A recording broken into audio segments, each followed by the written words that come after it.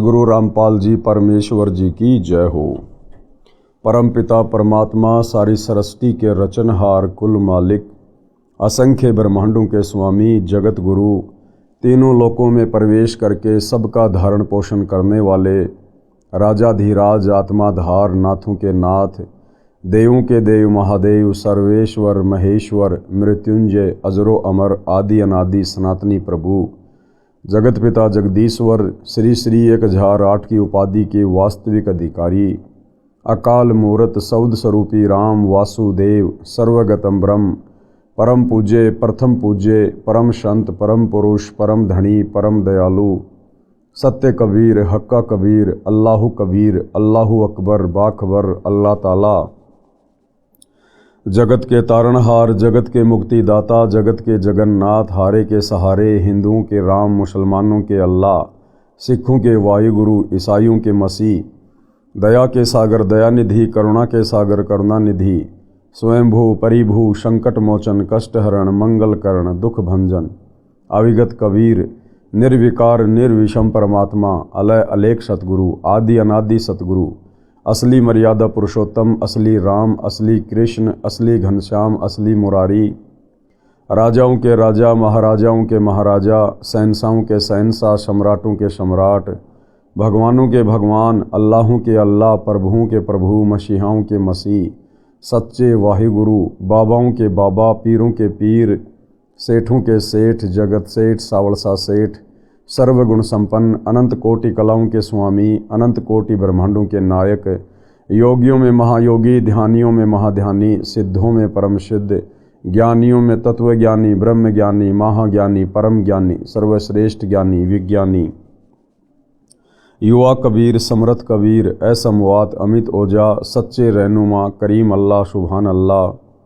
दुनिया के अंतिम पैगंबर, 8 सितंबर 1951 से गांव धनाना, जिला सोनीपत, हरियाणा, भारतवर्ष की पावन भूमि पे प्रकट रियल कल की भगवान श्री नारायण साकार हरि, श्री बाबा साहेब नूर अनंत परमात्मा, सच्चे दरवेश, सच्चे बाखबर, संत श्रोमणी सतगुरु रामपाल जी परमेश्वर जी के चरण कमल में साध संगति से जुड़े हुए देश विदेश से आप और हम सभी सत्सेवक भाई बहनों का अनंत कोटि दंडवत प्रणाम।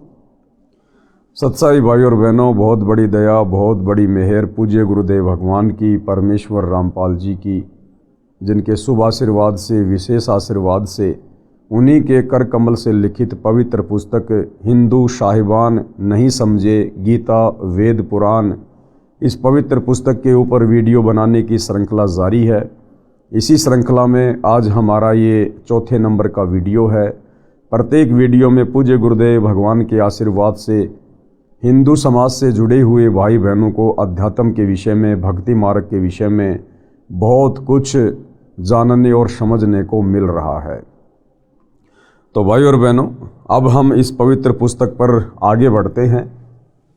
आज हम इसके दूसरे टॉपिक को लेंगे, जिसका नाम है पवित्र हिंदू शास्त्र वर्सेज हिंदू। आज हमारा मुख्य विषय क्या है, यानी जो पवित्र हिंदू समाज है वो अपने पवित्र सदग्रंथों के अनुसार सतभक्ति कर रहा है या नहीं कर रहा है। हिंदू धर्म के पवित्र शास्त्र कौन कौन से हैं, उन पवित्र शास्त्रों में अध्यात्म के विषय में क्या लिखा हुआ है, भक्ति और भगवान के विषय में क्या दिशा निर्देश हैं, और हिंदू समाज उन शास्त्रों के अनुसार भक्ति कर रहा है या नहीं कर रहा है। हिंदू धर्म को सनातन धर्म तथा वैदिक धर्म भी कहा जाता है। पवित्र हिंदू धर्म के मुख्य शास्त्र। धर्मनिष्ठ हिंदू समाज की धार्मिक पुस्तक इस प्रकार है। पवित्र चारों वेद, जिनके नाम हैं ऋग्वेद, यजुर्वेद, सामवेद तथा अथर्ववेद। पवित्र श्रीमद् भगवत गीता, 18 पुराण, महाभारत ग्रंथ, श्रीमद् भागवत सुधा सागर तथा 11 उपनिषद आदि आदि। हिंदुओं का मानना है कि इन सर्व पवित्र शास्त्रों में परमात्मा की जानकारी है, भक्ति की जानकारी है। ये सत्य ज्ञान युक्त हैं। इन्हीं को आधार मानकर अपने धार्मिक अनुष्ठान व भक्ति कर्म करता है। अधिक संख्या में हिंदुओं का निवास स्थान होने के कारण महान भारत देश का नाम हिंदुस्तान भी है। भारत में हिंदुओं की संख्या ज़्यादा होने के कारण इसे हिंदुस्तान कहा जाता है। पवित्र हिंदू यानी सनातन धर्म ग्रंथों की अच्छी बातें। अब हिंदू धर्म के जो मुख्य ग्रंथ हैं इनमें अध्यात्म के विषय में क्या क्या अच्छी अच्छी बातें हैं उसके ऊपर हम रोशनी डालेंगे। पवित्र गीता जी की अच्छी बातें, यानी पवित्र गीता जी में क्या क्या अच्छी बातें हैं। श्रीमद् भगवद गीता अध्याय 16 श्लोक 23-24 में कहा है कि गीता अध्याय 16 श्लोक 23, हे अर्जुन, जो व्यक्ति शास्त्र विधि को त्याग कर अपनी इच्छा से मनमाना आचरण करता है उसको न सुख प्राप्त होता है न सिद्धि प्राप्त होती है तथा न उसकी गति यानी मुक्ति यानी मोक्ष प्राप्ति होती है। पवित्र गीता जी जो कि हिंदुओं का मुख्य शास्त्र है, गीता जी में गीता का ज्ञान देने वाला भगवान ये ब्रह्म कह रहा है कि हे अर्जुन, जो व्यक्ति शास्त्र विधि को त्याग कर, शास्त्र विधि क्या, जिस धर्म का व्यक्ति जिन शास्त्रों को सत्य मानता है उन शास्त्रों में भक्ति और भगवान के विषय में जो जानकारी है उसके अनुसार साधना ना करके, भक्ति ना करके यदि वो मनमाना आचरण करता है उसको कहते शास्त्र विधि को त्याग कर किया गया मनमाना आचरण।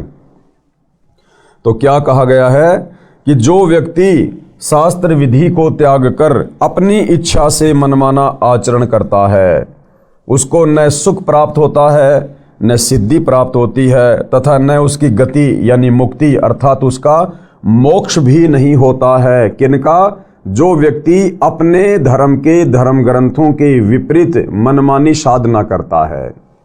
उसके बाद गीता अध्याय 16 श्लोक 24, इससे तेरे लिए अर्जुन कर्तव्य यानी जो साधना करनी चाहिए तथा अकर्तव्य यानी जो साधना कर्म नहीं करने चाहिए उनकी व्यवस्था में शास्त्र ही प्रमाण है, तू शास्त्रोक्त भक्ति कर। उसके बाद भाई और बहनों, गीता अध्याय 16 श्लोक 24 में गीता बोलने वाला भगवान अर्जुन से क्या कह रहा है अध्यात्म को समझाते हुए कि इससे तेरे लिए अर्जुन जो कर्तव्य कर्म है और जो अकर्तव्य कर्म है, यानी कौन सी साधना करनी चाहिए और कौन सी साधना नहीं करनी चाहिए, उसके लिए केवल ये शास्त्र ही प्रमाण है। यानी किसी मनमुखी धर्मगुरु के कहने से या अपने हिसाब से मन कल्पित भक्ति कर्म करने से हमें कोई भी लाभ किसी भी प्रकार का अध्यात्म वाला नहीं होगा। इसलिए साधक ने कौन सी भक्ति करनी चाहिए, कौन सी भक्ति नहीं करनी चाहिए, कौन से मंत्र का जाप करना चाहिए, कौन से धर्म कर्म करने चाहिए, कौन सी यज्ञ करनी चाहिए, ये सारी बातें शास्त्रों में ही लिखी हुई है। और शास्त्रों के अनुसार यदि हम धर्म कर्म करेंगे, भक्ति करेंगे, जो कर्तव्य कर्म लिखे हुए हैं, तो हमें उस भक्ति का लाभ मिलेगा। गीता अध्याय 16 श्लोक 24, इससे तेरे लिए अर्जुन कर्तव्य यानी जो साधना करनी चाहिए तथा अकर्तव्य जो साधना यानी भक्ति नहीं करनी चाहिए की व्यवस्था में शास्त्र ही प्रमाण है, तो शास्त्रोक्त भक्ति कर, यानी शास्त्रों के अंदर लिखी हुई भक्ति कर। उसके बाद गीता अध्याय 4 श्लोक 5, गीता अध्याय 2 श्लोक 12, गीता अध्याय 10 श्लोक 2 में कहा है कि हे अर्जुन, तेरे और मेरे बहुत जन्म हो चुके हैं। कौन कह रहा है? गीता का ज्ञान देने वाला भगवान ये ब्रह्म, कि अर्जुन तेरे और मेरे बहुत जन्म हो चुके हैं, तू नहीं जानता, मैं जानता हूं।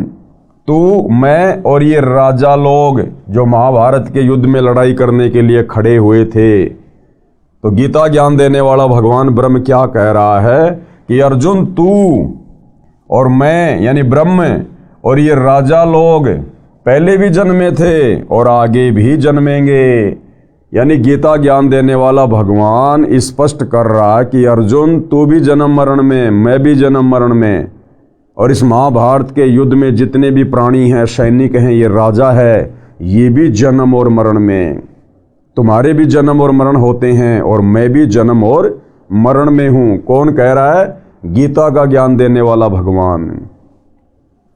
हिंदू धर्म से जुड़े भाई बहन गीता ज्ञान दाता को सर्वश्रेष्ठ परमात्मा मानते हैं अपनी आदि अधूरी आध्यात्मिक जानकारी के चलते। कुछ कहते हैं कि श्री कृष्ण जी ने गीता जी का ज्ञान दिया। जब गहराई में जाएंगे तो पता चलेगा कि श्री कृष्ण जी के शरीर में प्रेत की तरह प्रवेश करके इस काल ब्रह्म ने, जो ब्रह्मा विष्णु महेश का पिता है, दुर्गा का पति है, इसने गीता का ज्ञान दिया।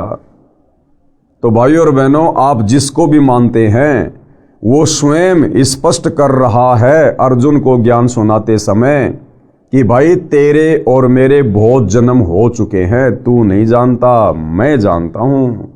यानी गीता का ज्ञान देने वाला भगवान भी जन्म और मरण में है। उसके पास पूर्ण मुक्ति का साधन नहीं है, रास्ता नहीं है। अगर होता तो सबसे पहले वो अपने जन्म और मरण को समाप्त करता।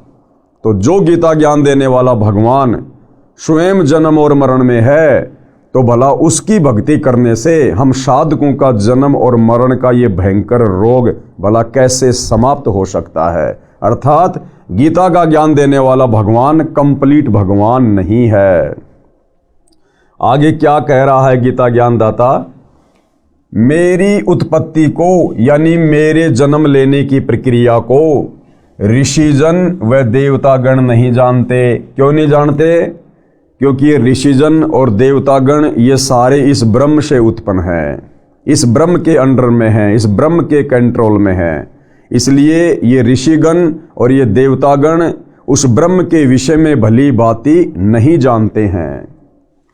मेरी उत्पत्ति को ऋषिजन व देवतागण नहीं जानते क्योंकि ये मेरे से उत्पन्न हुए हैं। स्पष्ट है कि गीता ज्ञान कहने वाला नाशवान है। अब भाई और बहनों, गुरुदेव सत्संग में बताते हैं कि बाप की उत्पत्ति को बेटा बेटी नहीं बता सकते, बाप की डेट ऑफ बर्थ बेटा बेटी नहीं बता सकते। बाप की डेट ऑफ बर्थ को, उसके जन्म को, उसकी उत्पत्ति को दादाजी बताता है। तो इसी प्रकार 21 ब्रह्मांड में ये जितने भी देवी देवता हैं, साधु संत महात्मा हैं, ऋषि हैं, साधक हैं, ये सब इस काल से उत्पन्न है, इस ब्रह्म से उत्पन्न है। गीता ज्ञान दाता ब्रह्म से उत्पन्न है। इसलिए काल की उत्पत्ति के विषय में इनको स्पष्ट ज्ञान नहीं है।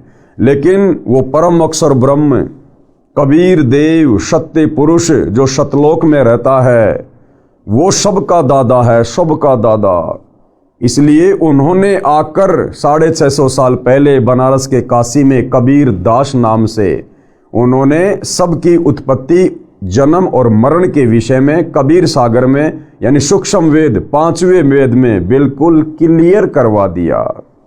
और आज भाई और बहनों, कबीर सागर में लिखे उस गूढ़ ज्ञान को सतगुरु रामपाल जी, जो कि तत्वदर्शी संत की भूमिका कर रहे हैं, आज इन्होंने बिल्कुल क्लियर कर दिया है कि ब्रह्मा विष्णु महेश की जन्म मृत्यु कैसे होती है, ये अविनाशी हैं या नाशवान हैं, इनके पिताजी ब्रह्म ये नाशवान है या अविनाशी है, इसका जन्म मरण कैसे होता है, क्या इसकी प्रक्रिया है, सब कुछ आज सतगुरु रामपाल जी ने गीता जी को पढ़ाते हुए क्लियर कर दिया है।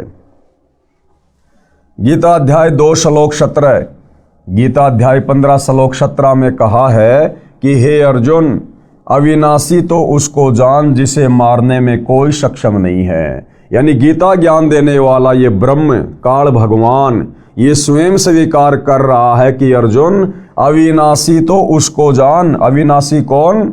जिसको मारने में कोई भी सक्षम ना हो। कि अविनाशी तो उसको जान जिसे मारने में कोई सक्षम नहीं है। तो गीता का ज्ञान देने वाला ये भगवान ब्रह्म अपने से अन्य किसी और परमात्मा को अविनाशी कह रहा है। अर्थात गीता ज्ञान देता सुप्रीम गॉड नहीं है। हे अर्जुन, अविनाशी तो उसको जान जिसे मारने में कोई सक्षम नहीं है, जिससे सारा संसार व्याप्त है। यानी जिस परम अक्षर ब्रह्म ने, अविनाशी कबीर ने सारी सृष्टि को रचा है, यानी जिसने संसार की उत्पत्ति की है, जो तीनों लोकों में प्रवेश करके सबका धारण पोषण करता है, परमात्मा कहा जाता है। यानी असल में तो परमात्मा वो है जो तीनों लोकों में प्रवेश करके सबका धारण पोषण करता है। अविनाशी परमेश्वर है, वह उत्तम पुरुष है तू अन्य। यानी गीता अध्याय 15 श्लोक 17 में कहा गया है कि उत्तम पुरुष तु अन्य परमात्मा इति उदाहरते, यानी उत्तम पुरुष सर्वश्रेष्ठ परमात्मा उसे इस कारण से कहा जाता है। पुरुषोत्तम यानी समर्थ श्रेष्ठ परमात्मा तो मेरे से अन्य ही है। कौन कह रहा है? गीता का ज्ञान देने वाला कह रहा कि समर्थ श्रेष्ठ परमात्मा तो मेरे से अन्य है। जो परमात्मा कहलाता है वह अविनाशी परमेश्वर है। गीता अध्याय 18 श्लोक 62 में गीता ज्ञान देने वाले ने कहा है कि हे भारत यानी हे अर्जुन, तू सर्वभाव से, सर्वभाव का मतलब है तन मन धन से, मन कर्म वचन से केवल एक इष्ट की पूजा करना, एक परमेश्वर की पूजा करना, किसी अन्य का शोपन में भी भाव पैदा ना करना, उसको कहते हैं सर्वभाव। कि हे अर्जुन, तू सर्वभाव से उस परमेश्वर यानी परम अक्षर ब्रह्म की शरण में जा। गीता ज्ञानदाता ने ये बात कहकर गीता अध्याय 18 श्लोक 62 में कि हे भारत, हे अर्जुन, तू सर्वभाव से उस परमेश्वर की शरण में जा, अर्थात तू मेरी भक्ति को भी छोड़ दे। यानी गीता ज्ञान देने वाले ब्रह्म ने अपनी भक्ति के विषय में भी अर्जुन को कह दिया कि तू मेरी भक्ति भी छोड़ दे और तू सर्वभाव से उस परम अक्षर ब्रह्म की शरण में जा, उस सत्य पुरुष की शरण में जा। तब तेरी पूर्ण मुक्ति होगी, तेरा पूर्ण मोक्ष होगा, जन्म और मरण से तेरा सदा के लिए छुटकारा होगा। तो विशेषकर हिंदू समाज से जुड़े भाई बहनों को विचार करना चाहिए कि हम जिस गीता ज्ञान देने वाले भगवान को सर्वश्रेष्ठ भगवान मानकर पूज रहे हैं, और भाई और बहनों 99% हिंदू समाज तो केवल श्री कृष्ण जी को ही गीता का ज्ञान देने वाला भगवान मानता है, जबकि असल में गीता का ज्ञान देने वाला श्री कृष्ण नहीं।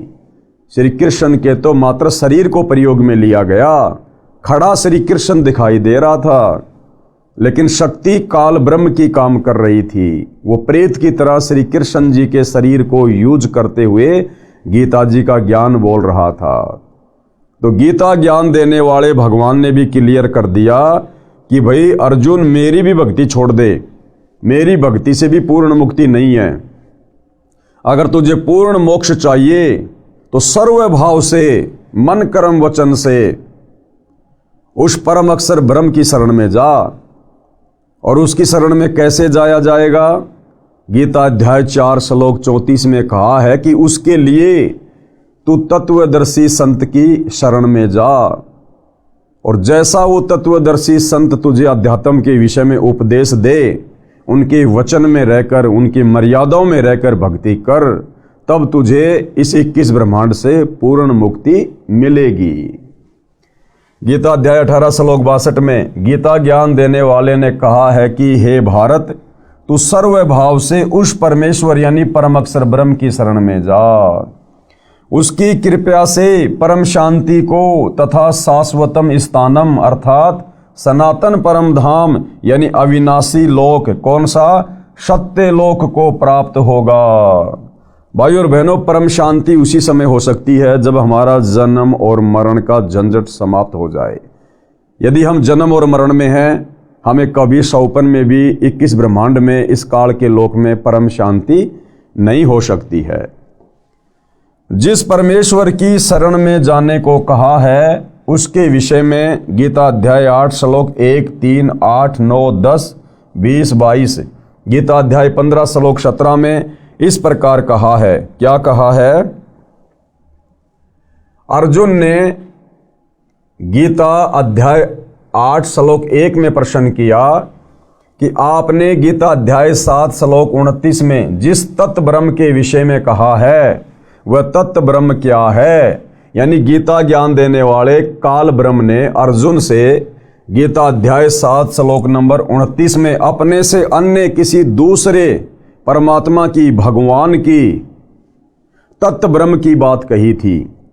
तो अर्जुन पूछता है कि वो तत्व ब्रह्म क्या है, मुझे उसके विषय में जानकारी दे कि वो तत्व ब्रह्म क्या है। अर्जुन ने गीता अध्याय 8 श्लोक 1 में प्रश्न किया कि आपने गीता अध्याय 7 श्लोक 29 में जिस तत्व ब्रह्म के विषय में कहा है वह तत्व ब्रह्म क्या है, यानी सर्वश्रेष्ठ परमात्मा क्या है। तो गीता अध्याय 8 श्लोक 3 में गीता ज्ञान देने वाले भगवान ने उत्तर दिया कि वह परम अक्षर ब्रह्म है। कौन है? वह परम अक्षर ब्रह्म यानी सत्य पुरुष कबीर देव है। उसी के विषय में श्लोक 8, 9, 10, 20 व 22 में कहा है कि जो तत्व ब्रह्म यानी परम अक्षर ब्रह्म की भक्ति करता है वह उसी को प्राप्त होता है। जो तत्व ब्रह्म की भक्ति करता है वो अंत समय में शरीर छोड़ने के बाद उसी को प्राप्त होता है, उसी के लोक में जाता है, सत्य लोक में। वह उत्तम पुरुष है तू अन्य, यानी पुरुषोत्तम तो मेरे से अन्य है। गीता अध्याय 15 श्लोक नंबर 17 में गीता का ज्ञान देने वाला भगवान अपने से अन्य सर्वश्रेष्ठ परमात्मा के विषय में कह रहा है कि उत्तम पुरुष तू अन्य परमात्मा इति उदाहरते ये लोक तरम अवश्य विभर्ति अवय ईश्वर है। कि वास्तव में परमात्मा कहने के लायक तो वही है। पुरुषोत्तम तो मेरे से अन्य है, वह परमात्मा कहा जाता है, यानी वास्तव में उसी को परमात्मा कहा जा सकता है। भगवान कहलाने के योग्य वही है जो तीनों लोकों में प्रवेश करके सबका धारण पोषण करता है, यानी पूरी सृष्टि के जीवों का जो धारण पोषण करता है वास्तव में वही पुरुषोत्तम कहलाने के योग्य है। अविनाशी परमेश्वर है, यानी कभी उसका विनाश नहीं होता है। और अपने विषय में गीता ज्ञान देने वाला भगवान क्या कह रहा है? अपने विषय में गीता ज्ञान दाता ने इस प्रकार कहा है। गीता अध्याय 8 श्लोक 5 व 7 में कहा है कि जो मेरी भक्ति करेगा वह मुझे प्राप्त होगा। ये गीता ज्ञान देने वाला काल ब्रह्म अपने विषय में क्या कह रहा है? गीता अध्याय 8 श्लोक 5 व 7 में कि जो मेरी भक्ति करेगा वह मुझे प्राप्त होगा। और ये कहाँ रहता है? ब्रह्मलोक में। और ब्रह्मलोक भी विनाश में आता है। ब्रह्मलोक में गए प्राणी का भी जन्म और मरण समाप्त नहीं होता है। जब इस ब्रह्म का ही जन्म मरण समाप्त नहीं है तो इसकी भक्ति करके ब्रह्मलोक में जाने वाले का भला कैसे जन्म और मरण का रोग समाप्त हो सकता है? तो ये स्वयं स्वीकार कर रहा है। भाई और बहनों, ये गीता के अध्याय और श्लोक सतगुरु रामपाल जी ने नहीं लिखे हैं जो हमें किसी प्रकार की शंका हो। 5,500 वर्ष पहले महाभारत के समय कुरुक्षेत्र के मैदान में ये गीता जी का ज्ञान बोला गया था। महर्षि वेद व्यास जी ने इसको लिखा है, लिपिबद्ध किया है। और हमारे आचार्य शंकराचार्य धर्मगुरु वर्षों से इसको पढ़ते आ रहे हैं, समाज को पढ़ाते आ रहे हैं। लेकिन इनमें क्या सच्चाई लिखी हुई थी आज तक ना हमारे धर्मगुरु समझ पाए थे और ना आम समाज में वो इस सच्चाई को बता पाए, जिस कारण से पूरा हिंदू समाज भक्ति और भगवान के नाम पर भ्रमित होकर और गीता अध्याय 16 श्लोक नंबर 23 और 24 के अनुसार मनमानी साधना कर रहा है, मनमाना आचरण कर रहा है। जिस मनमानी साधना को करने के चलते साधक को ना कोई सुख हो सकता, ना कोई सिद्धि प्राप्त हो सकती है और ना उसकी मुक्ति हो सकती है। अपने विषय में गीता ज्ञान देने वाले ने इस प्रकार कहा है। गीता अध्याय 8 श्लोक 5 व 7 में कहा है कि जो मेरी भक्ति करेगा वह मुझे प्राप्त होगा। युद्ध भी कर, मेरा सुमरण भी कर, यानी कार्य भी कर और मेरी भक्ति भी कर। गीता ज्ञान देने वाले ने गीता अध्याय 2 श्लोक 12, गीता अध्याय 4 श्लोक 5, गीता अध्याय 10 श्लोक 2 में अपनी स्थिति बताई है कि तू, मैं और ये राजा लोग सब जन्म व मृत्यु को प्राप्त होते हैं। यानी उस उत्तम पुरुष के अलावा, उस पुरुषोत्तम के अलावा, उस तत्व ब्रह्म के अलावा, उस परम अक्षर ब्रह्म के अलावा, उस अविनाशी कबीर के अलावा इस सृष्टि में कोई भी अविनाशी नहीं है। सब जन्म और मरण में हैं। तेरे व मेरे अनेकों जन्म हो चुके हैं। स्पष्ट है कि गीता ज्ञान कहने वाला नाशवान भगवान है, अविनाशी नहीं है, जिसको हिंदू समाज परमात्मा मान के पूज रहा है नादानी में। आगे भाई और बहनों, ये पवित्र ग्रंथ हमें क्या शिक्षा दे रहा है? गीता शास्त्र में पितर व भूत पूजा, देवताओं की पूजा निषेध कही गई है। यानी पवित्र गीता जी में भूत पूजा यानी श्राद्ध निकालना, हम अपने पूर्वजों के जो श्राद्ध निकालते हैं या निकाला करते थे, ये श्राद्ध निकालना भूत पूजा में आता है, क्योंकि हमारे पूर्वज शास्त्र विरुद्ध साधना करने के चलते मरने के बाद में वो भूत योनि को प्राप्त हो गए, और पीछे से हमारे धर्म गुरुओं ने उनके श्राद्ध निकलवा कर और पाखंड पूजा शुरू करवा दी। तो हमारे पूर्वज शास्त्र विधि को त्याग के मनमाना आचरण करने के चलते भूत बने हुए हैं, और हमसे हमारे धर्म गुरु उनकी पूजा करवाकर उनके श्राद्ध निकलवाकर हमें भी भूत की योनि में जाने के लिए तैयार कर रहे हैं। लेकिन भाइयों और बहनों, धन्यवाद करो सतगुरु रामपाल जी परमेश्वर जी का, जिन्होंने समय पर आकर हम आत्माओं को संभाल लिया, हमारे को सत्य साधना देकर और नरक में जाने से, भूत योनि प्राप्त होने से, पितृ योनि में जाने से उन्होंने हमें बचा लिया, और आज उन्होंने हमें शास्त्र अनुकूल सत्य साधना दे दी, जिससे हमारी आत्मा का कल्याण होगा।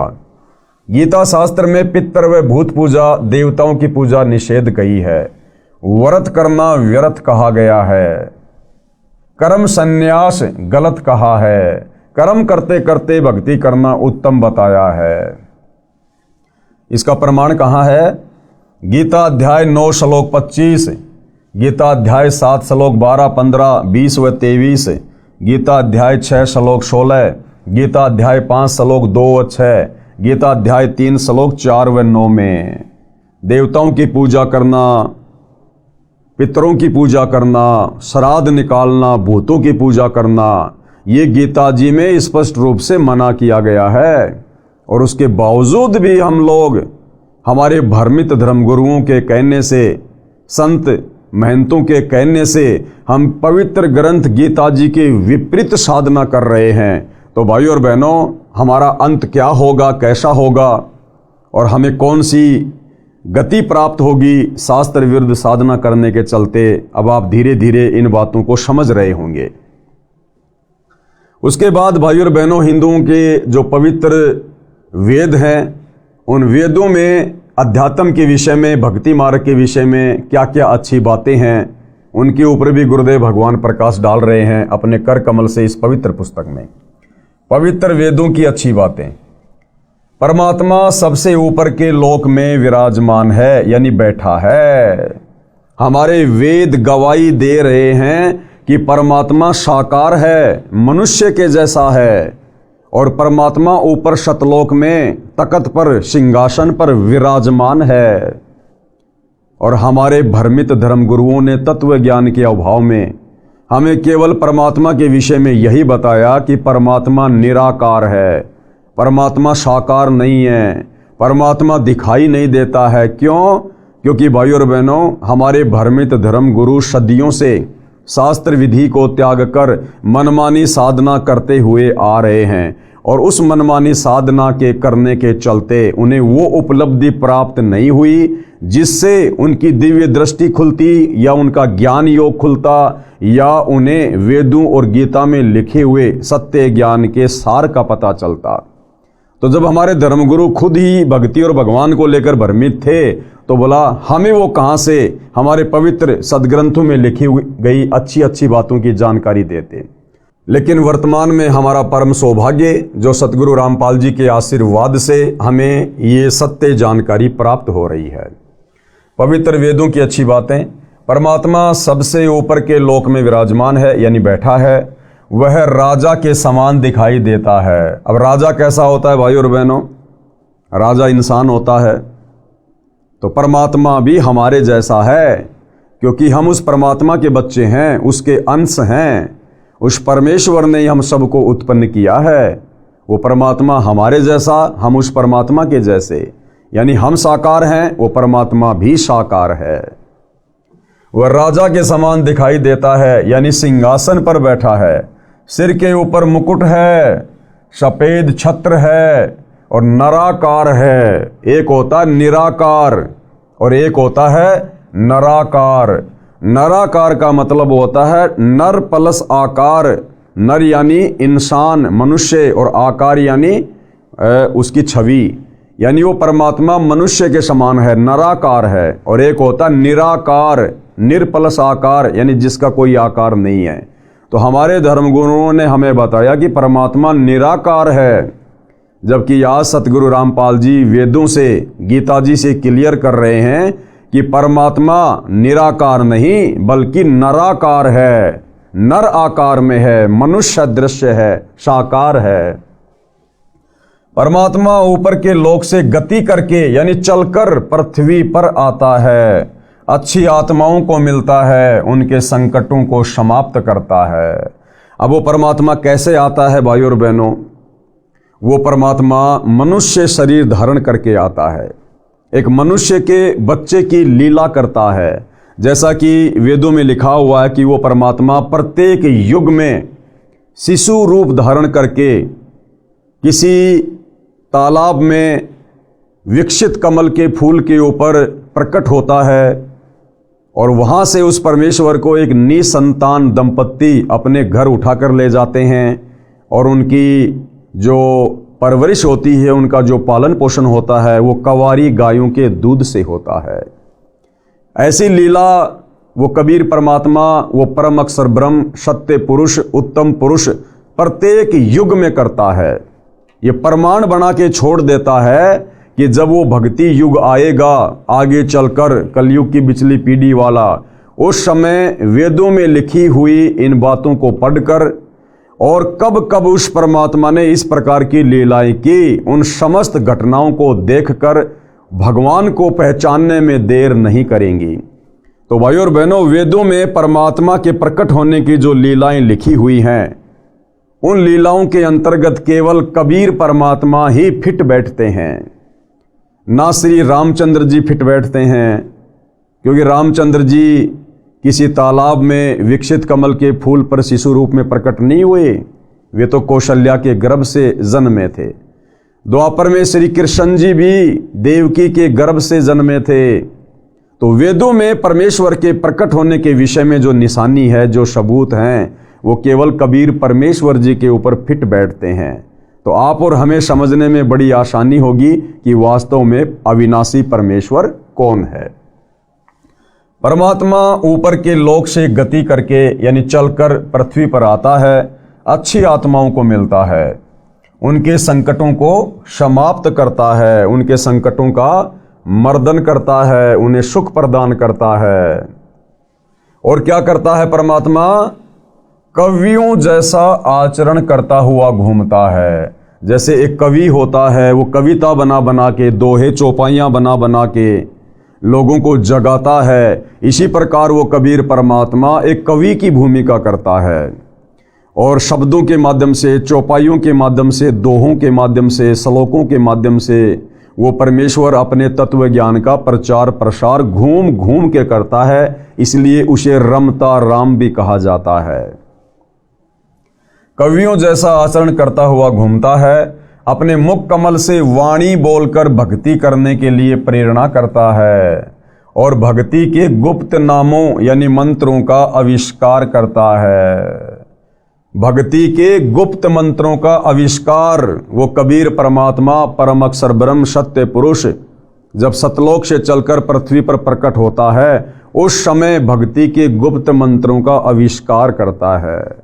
यानी भाइयों और बहनों, पूर्ण मोक्ष प्राप्ति के लिए भक्ति के वो गुप्त मंत्र ना वेदों में है, ना गीता जी में है, ना पुराणों में है, और ना अन्य धर्मों की पवित्र पुस्तकों में है।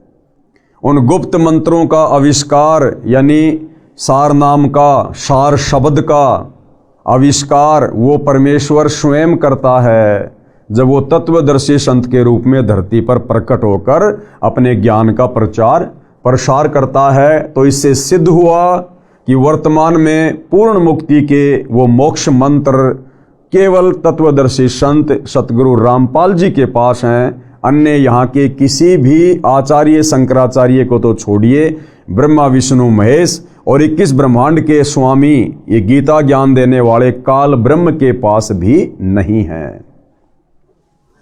परमात्मा तत्व ज्ञान यानी संपूर्ण अध्यात्म ज्ञान को, कौन सा संपूर्ण अध्यात्म ज्ञान? जो संपूर्ण अध्यात्म ज्ञान चारों वेदों में, गीता जी में, 18 पुराणों में, मुसलमान भाइयों की तौरात, जबूर, इंजिल, कुरान मजीद, कुरान शरीफ, हदीसें, ईसाइयों की बाइबल, सिखों का गुरु ग्रंथ साहिब, इनमें भी नहीं है। उस तत्व ज्ञान को वो परमात्मा नीचे आकर अपने मुख कमल से वाणियों के माध्यम से बोलता है। परमात्मा तत्व ज्ञान यानी संपूर्ण अध्यात्म ज्ञान को काव्यना यानी कवित्व यानी दोहों, शब्दों, चौपाइयों के रूप में बोलता है। जैसे 650 साल पहले कबीर परमात्मा हाथ में एक तारा लेकर कहीं किसी भी चौराहे पर खड़े होकर ये अध्यात्म ज्ञान, ये तत्व ज्ञान दोहों के माध्यम से, शब्दों के माध्यम से, चौपाइयों के माध्यम से बोलने लग जाया करते थे। इस कारण से प्रसिद्ध कवियों में से एक कवि की उपाधि भी प्राप्त करता है। अब भाइयों और बहनों, बहुत कवि हुए हैं। तुलसीदास जी भी एक कवि थे, कालिदास जी भी एक कवि थे, सूरदास जी भी एक कवि थे, बहुत सारे कवि हुए हैं। लेकिन किसी भी कवि का कोई शिष्य आपको सुनने और देखने को नहीं मिलेगा। केवल कबीर परमेश्वर ही वास्तव में रियल कवि की भूमिका निभाते हैं। और 650 साल पहले उस परमेश्वर के 64 लाख शिष्य थे, अन्यथा अन्य किसी भी कवि के आपको कोई भी शिष्य सुनने और देखने को नहीं मिलेंगे। इस कारण से प्रसिद्ध कवियों में एक कवि की उपाधि भी प्राप्त करता है। यानी उसी कारण से परमात्मा कवि भी कहलाता है। कौन से कारण से? अपने तत्व ज्ञान को ऊंची आवाज में बोल बोल के दोहों, चौपाइयों, शब्दों के माध्यम से सुनाने के कारण उस परमेश्वर को कवि की उपाधि भी दी गई है। अब भाइयों और बहनों, वो कबीर परमेश्वर कैसे 3 प्रकार से लीला करता है, सतलोक से चलकर इस पृथ्वी लोक पर प्रकट होने की, यहां आने की। कौन कौन सी वो 3 लीलाएं हैं जिनको आधार बनाकर परमात्मा इस पृथ्वी पर प्रकट होकर अपने ज्ञान का प्रचार करता है। परमेश्वर 3 प्रकार की लीला करता है। सबसे पहले, प्रत्येक युग में अपने लोक से सशरीर आकर किसी सरोवर में कमल के फूल पर नवजात शिशु के रूप में विराजमान होता है। उस शिशु की परवरिश यानी पोषण की लीला कवारी गायों द्वारा होती है। बड़ा होकर तत्व ज्ञान प्रचार करता है। तो पहले आपको बता दिया गया है कि ना राम, ना श्री कृष्ण, ना ब्रह्मा विष्णु महेश, ना अन्य अवतार वेदों में लिखी गई परमात्मा के प्रकट होने की लीला के अनुसार इनमें कोई भी फिट नहीं बैठता है। केवल कबीर परमेश्वर ही हैं जो चारों युगों में इस प्रकार की लीला करके प्रकट होते हैं। उसके बाद उस परमेश्वर की जो परवरिश की लीला होती है वो कवारी गायों के दूध से होती है। यानी कवारी गाय दूध देती है जिससे परमेश्वर की परवरिश की लीला होती है। अब रामचंद्र जी की परवरिश, श्री कृष्ण जी की परवरिश, अन्य अवतारों की परवरिश, ब्रह्मा विष्णु महेश की परवरिश कवारी गायों से नहीं हुई। उन्होंने तो अपनी माताओं का दूध पिया। माताओं का दूध जिस प्रकार से एक आम व्यक्ति माँ के गर्भ से जन्म लेकर और शिशु रूप में माँ का दूध पीता है, तो कवारी गायों से कबीर परमेश्वर की परवरिश होती है। ये वेदों में परमेश्वर की एक अन्य पहचान है। और फिर बड़ा होकर तत्व ज्ञान का प्रचार करता है। नंबर 2, दूसरी क्या विधि है, क्या पहचान है परमेश्वर की पृथ्वी पर प्रकट होने की? परमात्मा कभी भी किसी स्थान पर प्रकट होकर भक्तों को वेश बदल कर मिलता है, उनकी रक्षा करता है, भक्ति का सच्चा मार्ग बताता है। दूसरी विधि क्या है? वो परमात्मा किसी भी रूप में, किसी भी आयु में, कहीं भी प्रकट होकर संत रूप में, सामान्य व्यक्ति के रूप में, राजा के रूप में, वो परमात्मा किसी भी उम्र में और किसी भी शक्ल में प्रकट होकर अपने भक्तों की रक्षा करता है। या 10, 15, 20, 50 वर्ष कहीं आश्रम बनाकर वो परमेश्वर वहाँ रहकर लोगों को अपना तत्व ज्ञान सुनाता है। नंबर 3, तीसरी क्या विधि है परमात्मा के प्रकट होने की? वेश बदलकर किसी स्थान पर संत वेश में कुछ समय रहता है, वहाँ कुटिया या आश्रम बनाकर अच्छी आत्माओं को भक्ति की सच्ची विधि व तत्व ज्ञान सुनाता है। ये तीसरी विधि है परमपिता परमेश्वर कबीर साहिब के प्रकट होने की। उसके बाद भाई और बहनों, पूज्य गुरुदेव भगवान बता रहे हैं कि जो 18 पुराण हैं, उन पुराणों में भक्ति से संबंधित, अध्यात्म से संबंधित अच्छी अच्छी बातें क्या हैं। पुराणों की अच्छी बातें। सब तीर्थों में श्रेष्ठ तीर्थ चित्त शुद्धि तीर्थ है। ये चित्त शुद्धि तीर्थ क्या है? यानी जो हमारे मन के मैल को समाप्त कर दे, वो तीर्थ जो हमारे मन के मैल को समाप्त कर दे, आत्मा के विकारों को हटा दे और हमें एक नेक इंसान बना दे, उसको कहते हैं चित्त शुद्धि तीर्थ। और भाइयों और बहनों, ये चित्त शुद्धि का कार्य केवल परम संत, तत्वदर्शी संत के सत्संग रूपी तीर्थ में डुबकी लगाने से ही सफल हो सकता है। यानी तत्वदर्शी संत के सत्संग सुनने से हमारा चित्त शुद्ध होगा, हमारा मन शुद्ध होगा, आत्मा पर जो मैल जमा हुआ है युगों युगों से पाप कर्मों का, वो हटेगा। तो सबसे बड़ा जो चित्त शुद्धि तीर्थ है वो परम संत के सत्संग हैं। सब तीर्थों में श्रेष्ठ तीर्थ चित्त शुद्धि तीर्थ है। उदाहरण दिया है कि तीर्थों के जल में स्नान करने से शरीर का मैल तो धुल जाता है, परंतु मन का मैल नहीं धुलता। जैसे बहुत सारे हिंदू भाई बहनों की एक गलत धारणा है कि यदि हम गंगा जी में जाकर स्नान कर लेंगे तो हमारे पाप कर्म कट जाएंगे। तो गुरुदेव भगवान क्लियर कर रहे हैं कि नादानों, किसी भी तीर्थ के जल में नहाने से या गंगा जी के जल में नहाने से शरीर का मैल तो कट सकता है, लेकिन आत्मा का मैल नहीं कटेगा, पाप कर्म नहीं कट सकते। और एक छोटा सा उदाहरण भाइयों और बहनों समझने के लिए पर्याप्त है। आप और हमारे मैल तो, आप और हमारे पाप कर्म भला क्या कटेंगे गंगा जी में जाकर नहाने से। गंगा पुत्र का नाम तो आपने सुना होगा, विषम पितामह, गंगा पुत्र। अरे गंगा तो उसकी माँ थी, उसके बावजूद भी विषम पितामह के पाप नहीं कटे, जिस कारण से महाभारत के युद्ध में किस प्रकार दर्दनाक तरीके से उसकी मृत्यु हुई।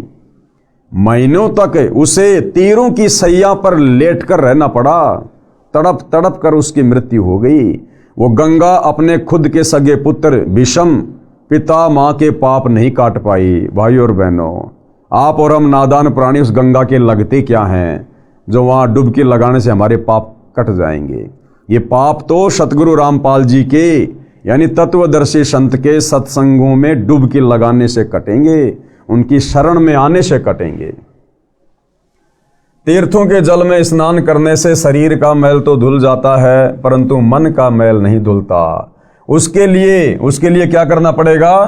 तत्वदर्शी संत का सत्संग सुनना चाहिए। सत्संग चित्त शुद्धि करता है, यह चित्त शुद्धि तीर्थ कहा जाता है। यानी सबसे बड़ा चित्त शुद्धि तीर्थ क्या है? परम संत के सत्संग। गीता अध्याय 4 श्लोक 32 तथा 34 में भी इसी कथन का समर्थन है। क्या कहा गया है? एक कथा है जिसके माध्यम से गुरुदेव भगवान हमें समझा रहे हैं। एक समय ऋषि वशिष्ठ जी तथा ऋषि विश्वामित्र जी गंगा दरिया के किनारे आश्रमों में रहा करते थे। गंगा तीर्थ के जल में प्रतिदिन स्नान करते थे, उसी गंगा जल को पीते थे। एक बार किसी बात पर दोनों का झगड़ा हो गया, मनमुटाव हो गया। दोनों ने शस्त्र निकाल लिए। भाइयों और बहनों, ऋषि वशिष्ठ जी जो त्रेता युग में श्री रामचंद्र जी के गुरु थे, वशिष्ठ जी, और विश्वामित्र जी जो एक नंबर के तपस्वी थे, वो दोनों गंगा जी के किनारे रहा करते थे, कुटिया में अपनी भक्ति साधना किया करते थे। और आप और हम तो साल 2 साल में गंगा जी जाते हैं। जब कभी कभार हमारे घर का कोई व्यक्ति मर जाता है तो हम गंगा जाते हैं, उस बहाने हम एक आधी डुबकी वहाँ लगा लेते हैं। जबकि विश्वामित्र जी और वशिष्ठ जी तो रोजाना प्रतिदिन दिन में 2-2 बार स्नान किया करते थे गंगा जी में। अब उनका चित्त शुद्ध हुआ कि नहीं हुआ वो देखिए। एक बार किसी बात पर दोनों का झगड़ा हो गया, दोनों ने शस्त्र निकाल लिए, यानी हथियार निकाल लिए, दोनों ने एक दूसरे को मारने को तैयार हो गए। उनका बीच बचाव करवाकर युद्ध समाप्त करवाया। अब बताओ, उस गंगा जी के स्नान ने वशिष्ठ और विश्वामित्र जैसे ऋषियों का भी चित्त शुद्ध नहीं किया। अगर उनका चित्त शुद्ध हो गया होता तो जिस व्यक्ति का चित्त शुद्ध हो जाता है, जिसकी आत्मा निर्मल हो जाती है, जिसको तत्व ज्ञान हो जाता है, वो व्यक्ति कभी जीवन में शस्त्र नहीं उठा सकता। वो व्यक्ति कभी किसी को मारने मरने के लिए हथियार नहीं उठा सकता। और दोनों इतने बड़े महर्षि और उसके बावजूद भी उन्होंने हथियार उठा लिए, एक दूसरे को मरने मारने को तैयार हो गए। तो कहां से उनका चित्त शुद्ध हुआ होगा? तो गुरुदेव भगवान हमें यह समझाना चाहते हैं कि नादानों, मात्र गंगा जी में नहाने से चित्त शुद्ध नहीं होता, पाप नहीं कटते।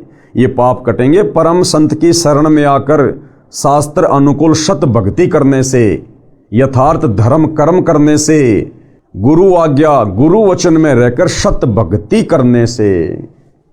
एक बार किसी बात पर दोनों का कलेश हो गया, दोनों ने शस्त्र निकाल लिए, एक दूसरे को मारने को तैयार हो गए। उनका बीच बचाव करवाकर युद्ध समाप्त करवाया।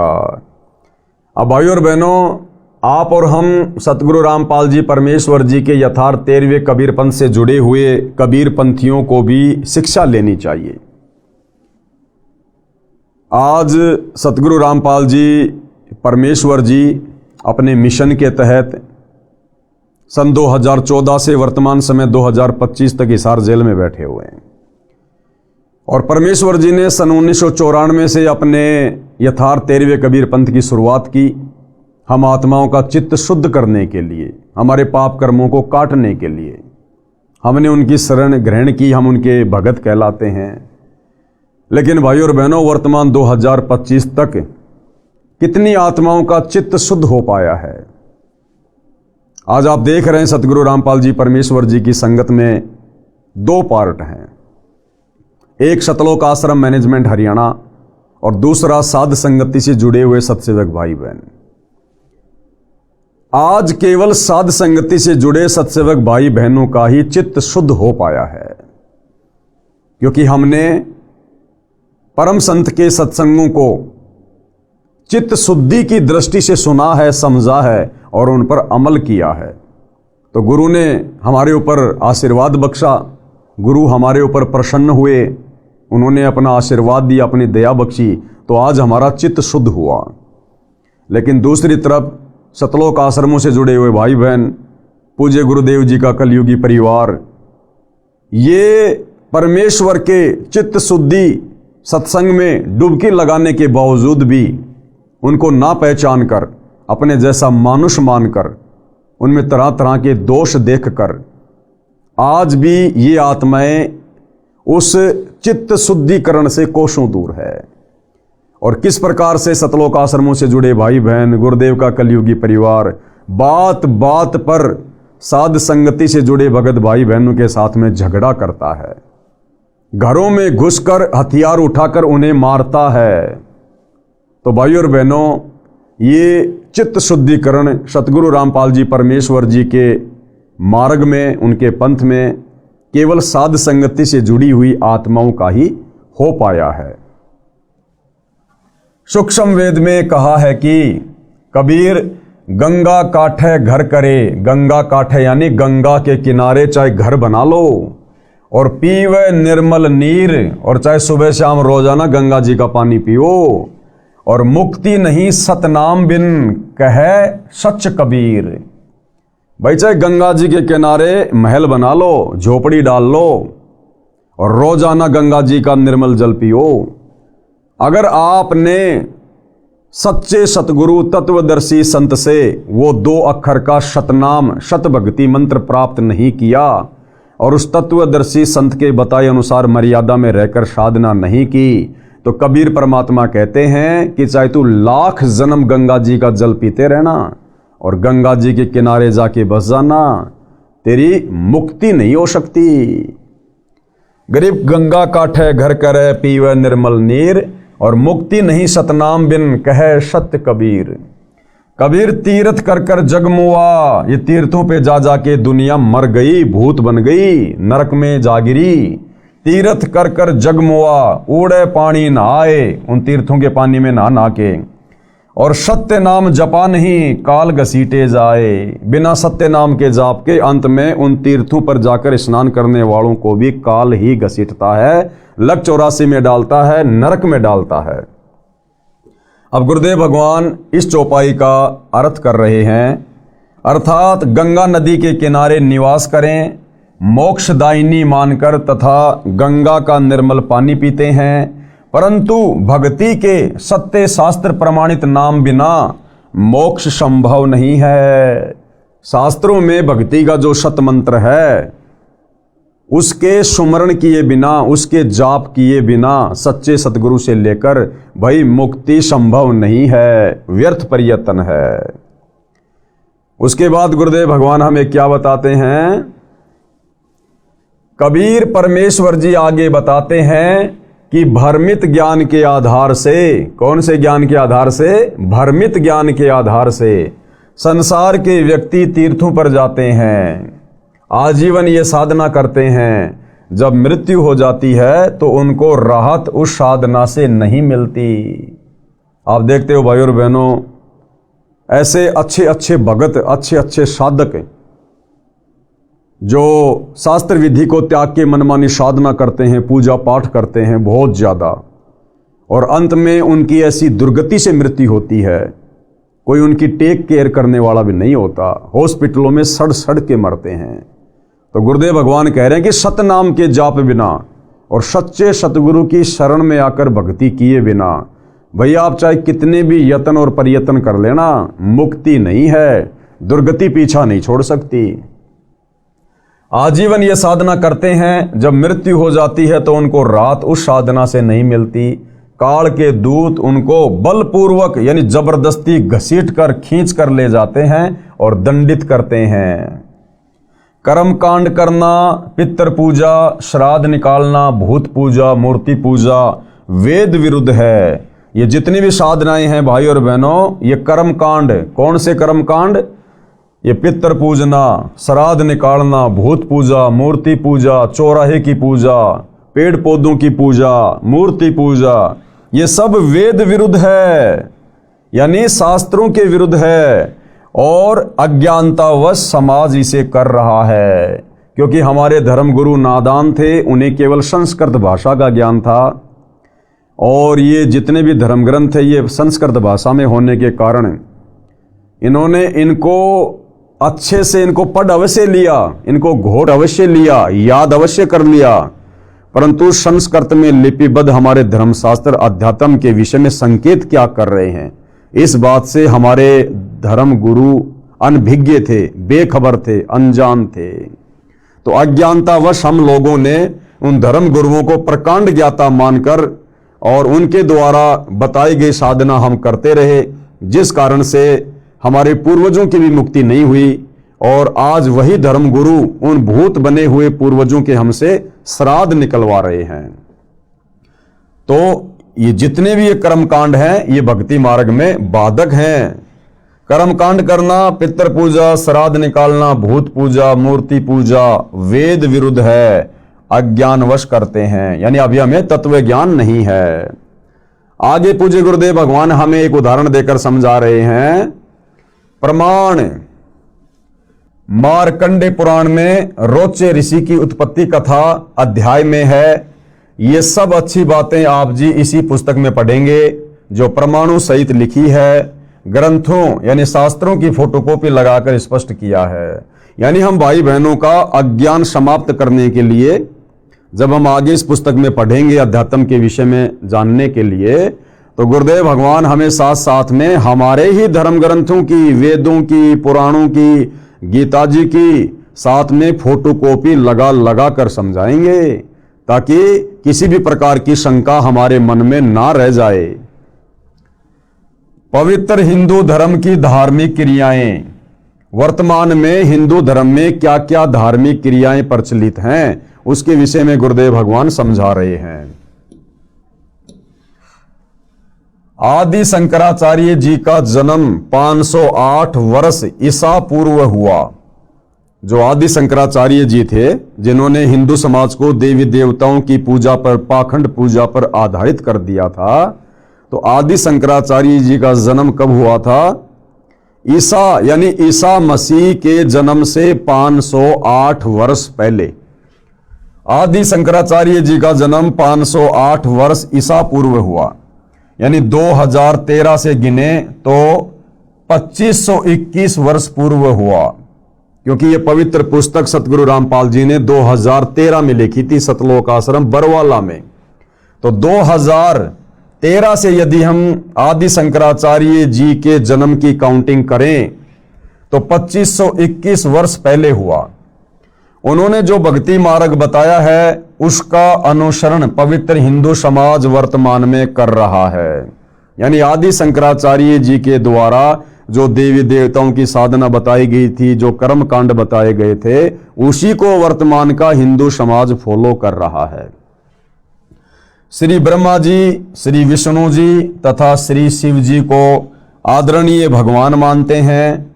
मूर्ति पूजा भी अवश्य करते हैं, जबकि वेदों में ना तो ब्रह्मा विष्णु महेश की पूजा का विधान है, ना गीता में है, ना मूर्ति पूजा का वेदों में कहीं कोई जिक्र है, ना गीता जी में है। पंचदेव पूजा का विधान है, जिसमें ये तीनों देवता भी हैं, इनकी पूजा करते हैं। ये भी मानते हैं कि श्री ब्रह्मा जी रजगुण है, श्री विष्णु जी सतगुण है तथा श्री शंकर जी तमगुण है। क्यों? क्योंकि ये सारी बातें हमारे पुराणों में लिखी हुई है कि श्री ब्रह्मा जी रजोगुण है, विष्णु जी सतोगुण है और श्री शंकर जी तमोगुण है। मार्कंडे पुराण में यह भी प्रमाणित किया है कि तीन प्रधान देवता हैं, रजगुण युक्त श्री ब्रह्मा जी, सतगुण युक्त श्री विष्णु जी तथा तम गुण युक्त श्री शिव शंकर जी हैं। ये ही तीन देवता हैं और ये ही तीन गुण हैं, क्योंकि ये तीनों देवता एक के गुण से युक्त हैं। हिंदू समाज का मानना है कि इन तीनों देवताओं के कोई माता पिता नहीं है। यानी हम अपनी नादानी में, अज्ञानता में, अध्यात्म की नासमझी के चलते, और ये हमारे जितने भी धर्मगुरु थे, आचार्य शंकराचार्य थे, इनको ना वेद ज्ञान था, ना इनको गीता जी का कंप्लीट ज्ञान था, और इन्होंने हमारे को जैसा पाठ पढ़ा दिया ब्रह्मा विष्णु महेश के बारे में कि ये तो अजरो अमर हैं, अविनाशी हैं, इनके कोई माता पिता नहीं है, ये तो सारी सृष्टि को पैदा करते हैं, ये स्वयंभू हैं, परिभू हैं। तो आम समाज ने भी उन धर्म गुरुओं की बातों को आंख बंद करके फॉलो कर लिया, और आज पूरे हिंदू समाज में इन तीनों देवताओं के विषय में यही गलत धारणा है कि ये तीनों देवता ही परमात्मा हैं और ये अविनाशी हैं, ये कभी मरते नहीं हैं, ये कभी जन्मते नहीं हैं। और ये भी मानते हैं कि ये कभी मरते नहीं हैं, इनका जन्म भी नहीं हुआ है, ये स्वयंभू हैं। स्वयंभू यानी स्वयं उत्पन्न होने वाला। फिर ये भी कहते हैं कि श्री ब्रह्मा जी की आयु 100 वर्ष है, जिसकी गणना इस प्रकार करते हैं। अब बताओ, एक तरफ तो कहते हैं कि तीनों देवता स्वयंभू है, अविनाशी हैं, ये मरते नहीं है, जन्मते नहीं, और फिर ये भी कहते हैं हमारे धर्मगुरु कि श्री ब्रह्मा जी की उम्र 100 वर्ष है, ब्रह्मा जी से 7 गुना ज्यादा उम्र श्री विष्णु जी की है, और विष्णु जी से 7 गुना ज्यादा उम्र श्री शंकर जी की है। तो ये दोनों बातें क्यों? अज्ञानता के कारण। अब गुरुदेव भगवान हमें बता रहे हैं कि इन तीनों देवताओं की जो आयु है, जो उम्र है, वो कितनी है और वो किस प्रकार से काउंट की जाती है। श्री ब्रह्मा जी का एक दिन 1008 चतुर्युग का है, इसे एक कल्प भी कहा जाता है। श्री ब्रह्मा जी की आयु कितनी है? श्री ब्रह्मा जी का एक दिन 1008 चतुर्युग का है। 1008 चतुर्युग का केवल दिन रात नहीं, केवल दिन 1008 चतुर्युग का।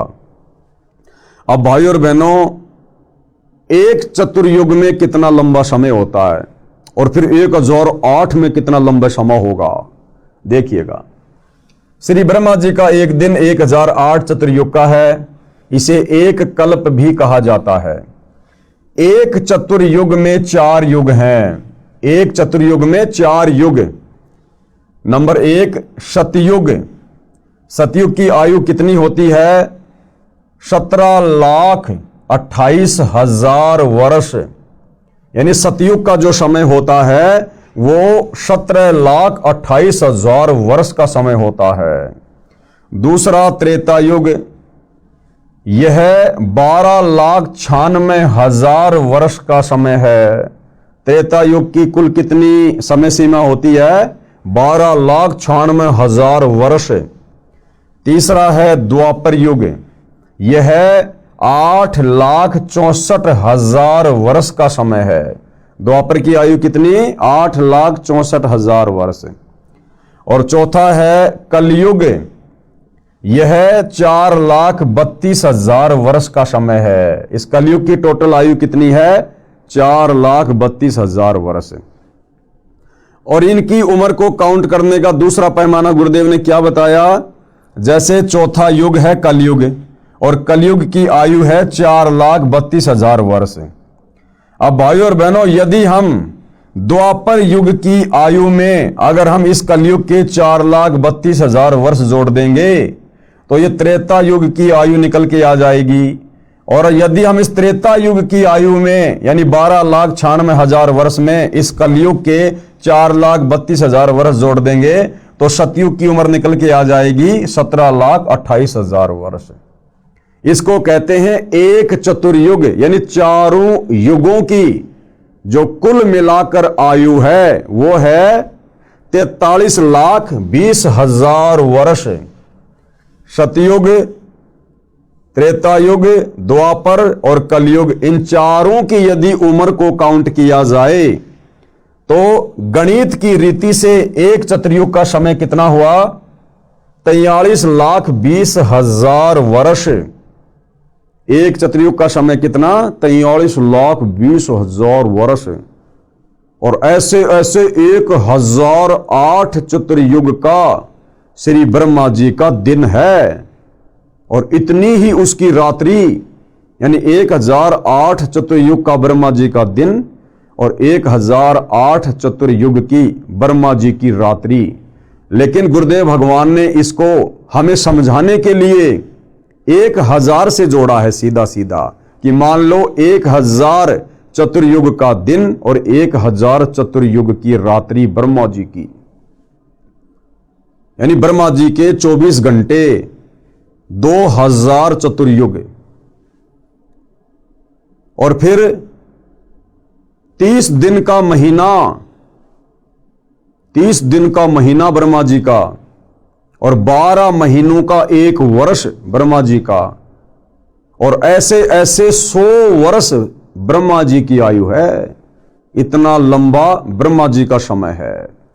उसके बाद ये ब्रह्मा जी भी ब्रह्मा जी की पदवी छोड़ते हैं, इनका शरीर नष्ट होता है, इनकी मृत्यु होती है, और फिर ये भी अपने कर्म आधार से लक 84 योनियों में जाते हैं, नरक भी भोगना पड़ता है।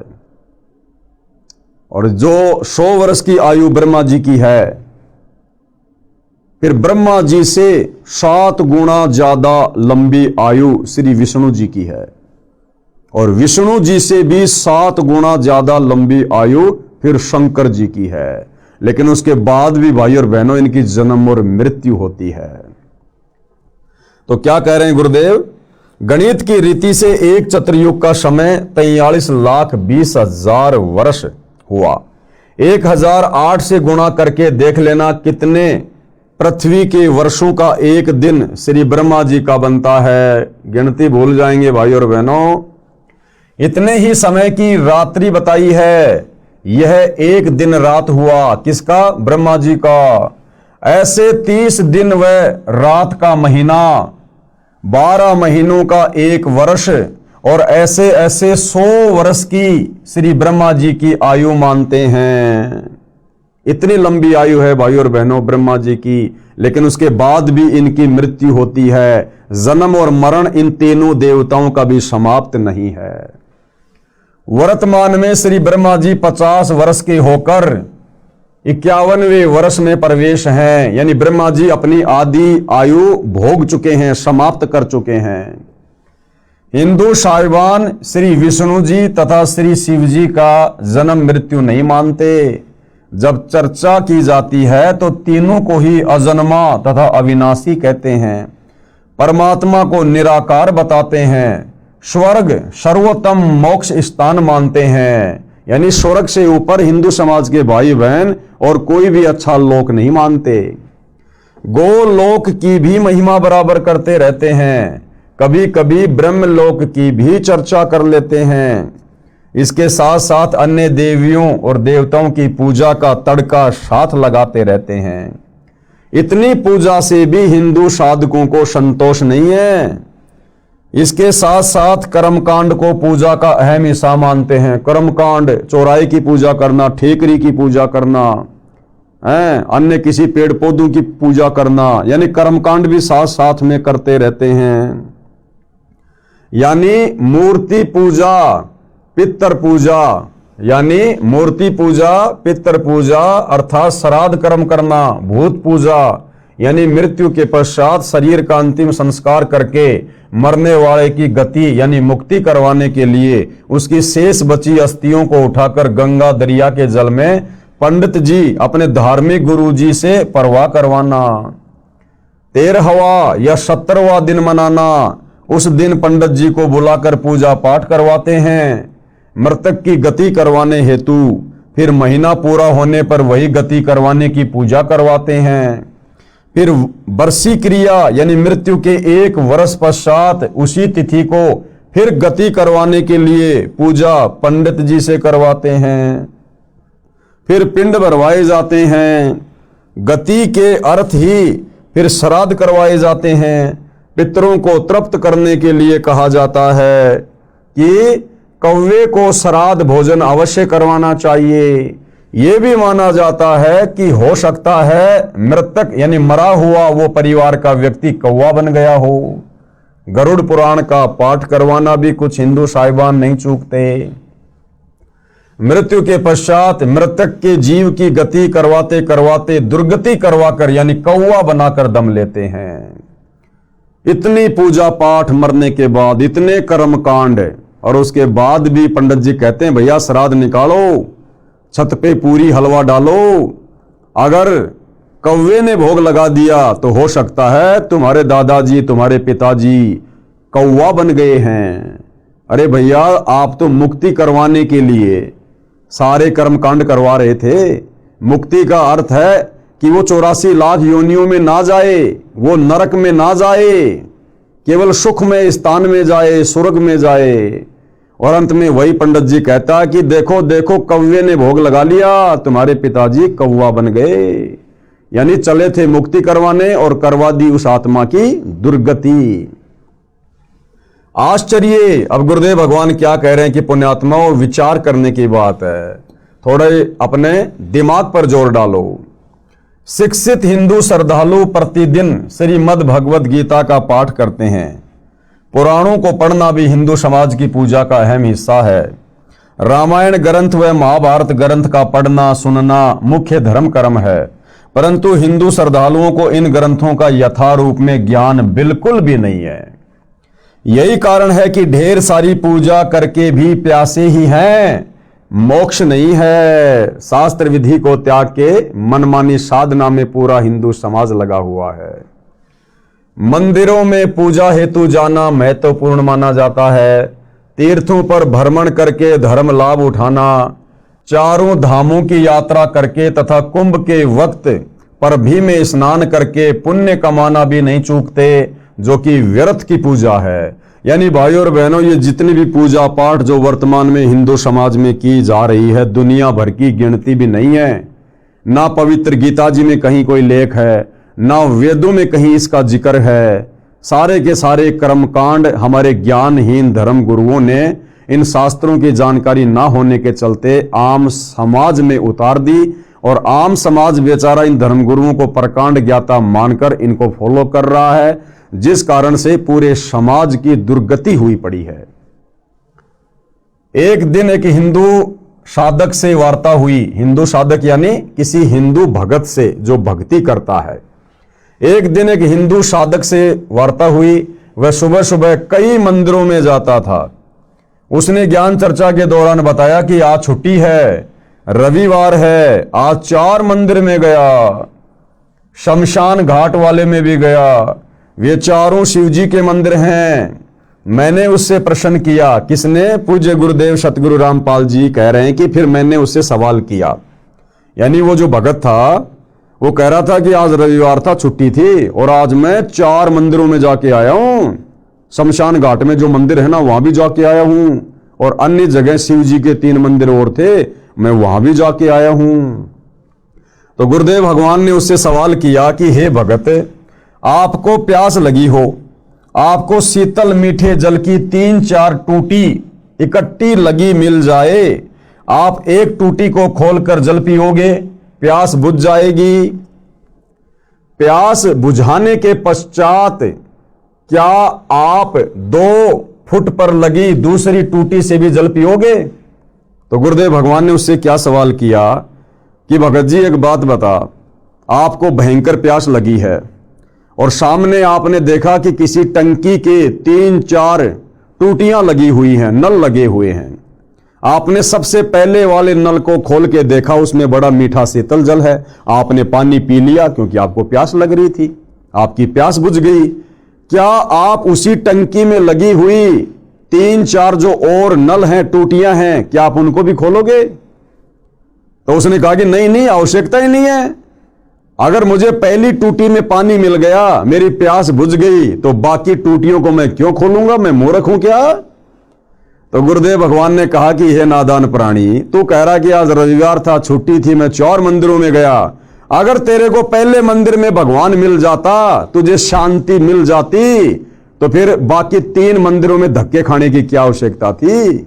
इसका मतलब उन मंदिरों में तुझे शांति नहीं मिली, तुझे भगवान नहीं मिला।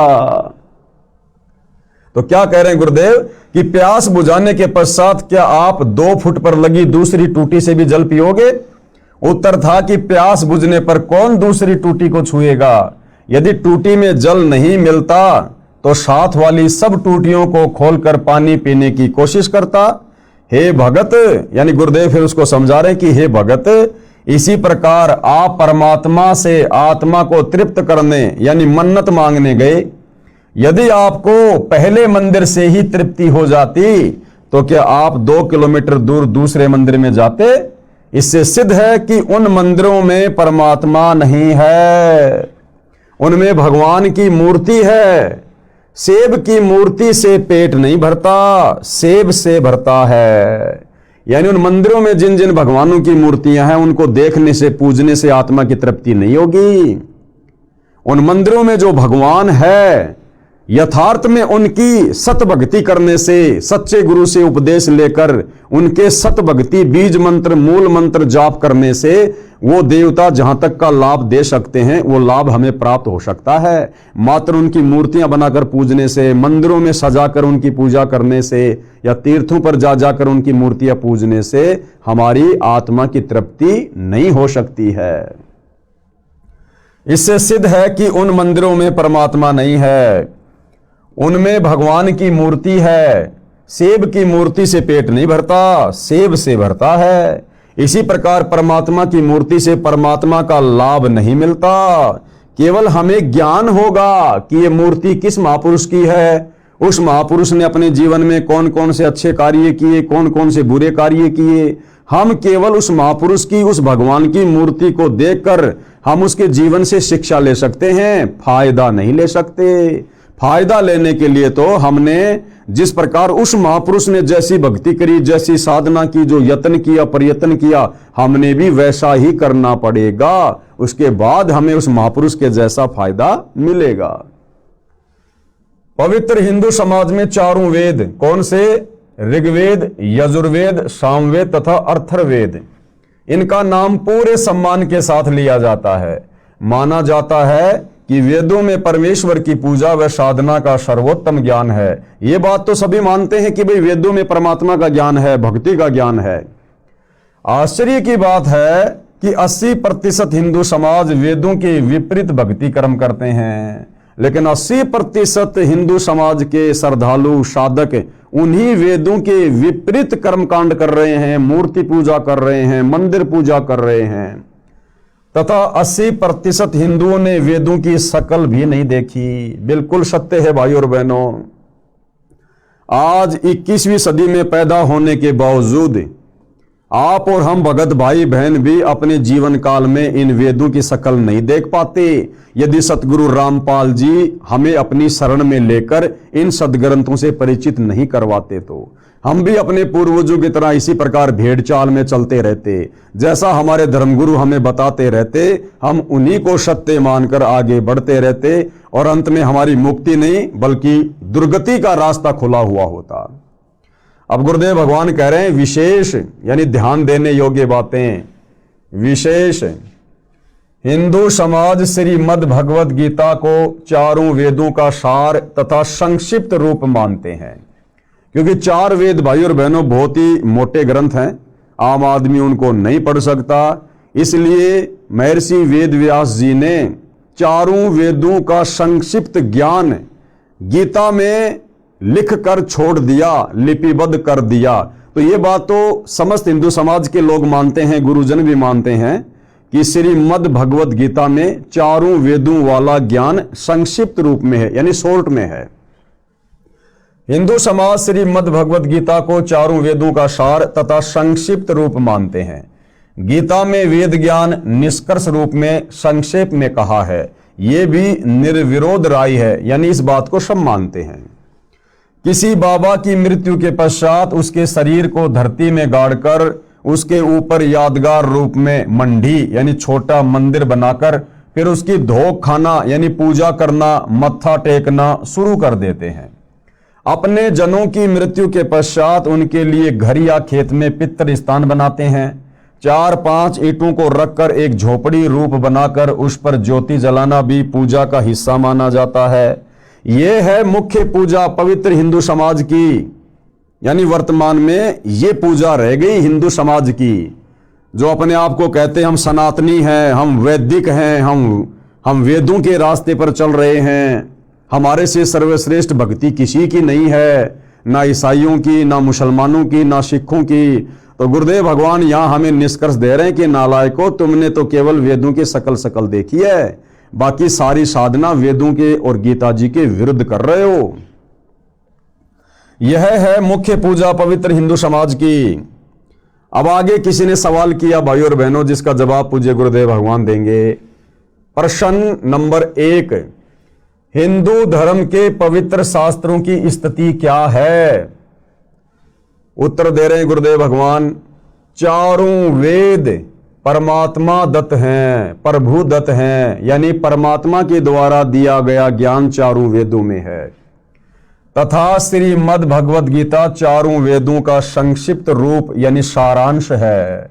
इसलिए गीता भी प्रभु द्वारा दिया गया ज्ञान है, यानी जो ज्ञान वेदों वाला काल ब्रह्म ने दिया वही ज्ञान गीता वाला काल ब्रह्म के द्वारा ही दिया गया है, क्योंकि गीता जी चारों वेदों का शॉर्ट रूप है, संक्षिप्त रूप है। प्रश्न 2, किस प्रभु के द्वारा चारों वेद प्रदान किए गए? उत्तर दे रहे हैं गुरुदेव, परम अक्षर ब्रह्म यानी सत्य पुरुष ने प्रदान किए। यानी सर्वप्रथम भाई और बहनों, ये वेदों का ज्ञान इस काल ब्रह्म को, ज्योति निरंजन को, ब्रह्मा विष्णु महेश के पिताजी को, दुर्गा के पति को, इस 21 ब्रह्मांड के राजा स्वामी भगवान, उसको कुछ भी को, काल ब्रह्म जिसने गीता का ज्ञान बोला, सर्वप्रथम ये सारे वेद, इन वेदों का ज्ञान उस परम अक्षर ब्रह्म ने, सत्य पुरुष ने, कबीर देव ने इस काल ब्रह्म को दिए थे। आगे चलकर भाई और बहनों, इस काल ब्रह्म ने जब उन वेदों को पढ़ा तो इसको पता चला कि इन वेदों में तो तेरी सारी पोल पट्टी खोल रखी है परमात्मा ने, कि तूने सतलोक में क्या क्या कुकर्म किया, क्यों तेरे को सतलोक से कबीर जी ने धक्के मारकर दुर्गा सहित और यहां नीचे 21 ब्रह्मांड में भेज दिया। ये सारी की सारी जानकारी उन वेदों में लिखी हुई थी, जो ज्ञान परमात्मा ने, परम अक्षर ब्रह्म ने, कबीर देव ने इस काल को, इस ब्रह्म को दिया। इस काल ने डरते हुए भयभीत होकर कि अगर मेरे अधीन इन आत्माओं को, इन प्राणियों को यदि सच्चाई का पता चल गया कि मैं काल हूं, मैंने क्या कुकर्म किया था और मुझे प्रतिदिन 1,00,000 मानव शरीरधारी स्त्री पुरुषों के सूक्ष्म शरीर से निकली हुई गंध वासना खाने का श्राप लगा हुआ है, जिस कारण से मैं इन सबको मारता हूं और इनको जन्म देता हूं। अपने तीनों बेटों की मैंने ड्यूटी लगा रखी है, ब्रह्मा विष्णु महेश की। ब्रह्मा जी रजोगुण के कारण संतान उत्पत्ति करवाता है बाई फोर्स आप और हमारे से, विषय वासना जागृत करवा के। उसके बाद विष्णु जी अपने सतोगुण के प्रभाव से हमें आपस में एक परिवार में बांध के रखता है, ये मेरा बेटा, ये मेरी बेटी, ये मेरी संपत्ति, ये मेरी कार, ये मेरी कोठी। और उसके बाद शंकर जी अपने तमोगुण के प्रभाव से किसी न किसी कारण से, लड़ाई में, झगड़े में, एक्सीडेंट में या बीमारी से, कोई भी कारण बनाकर हम जीव आत्माओं को मृत्यु प्रदान करके अपने पिता काल ब्रह्म के पास भेज देता है उसके भोजन के लिए।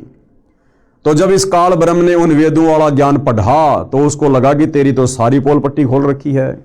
तो भाई और बहनों, जो मुख्य ज्ञान था, जो इस काल की पोल पट्टी खोल रहा था, वो ज्ञान इस काल ब्रह्म ने भयभीत होकर नष्ट कर दिया।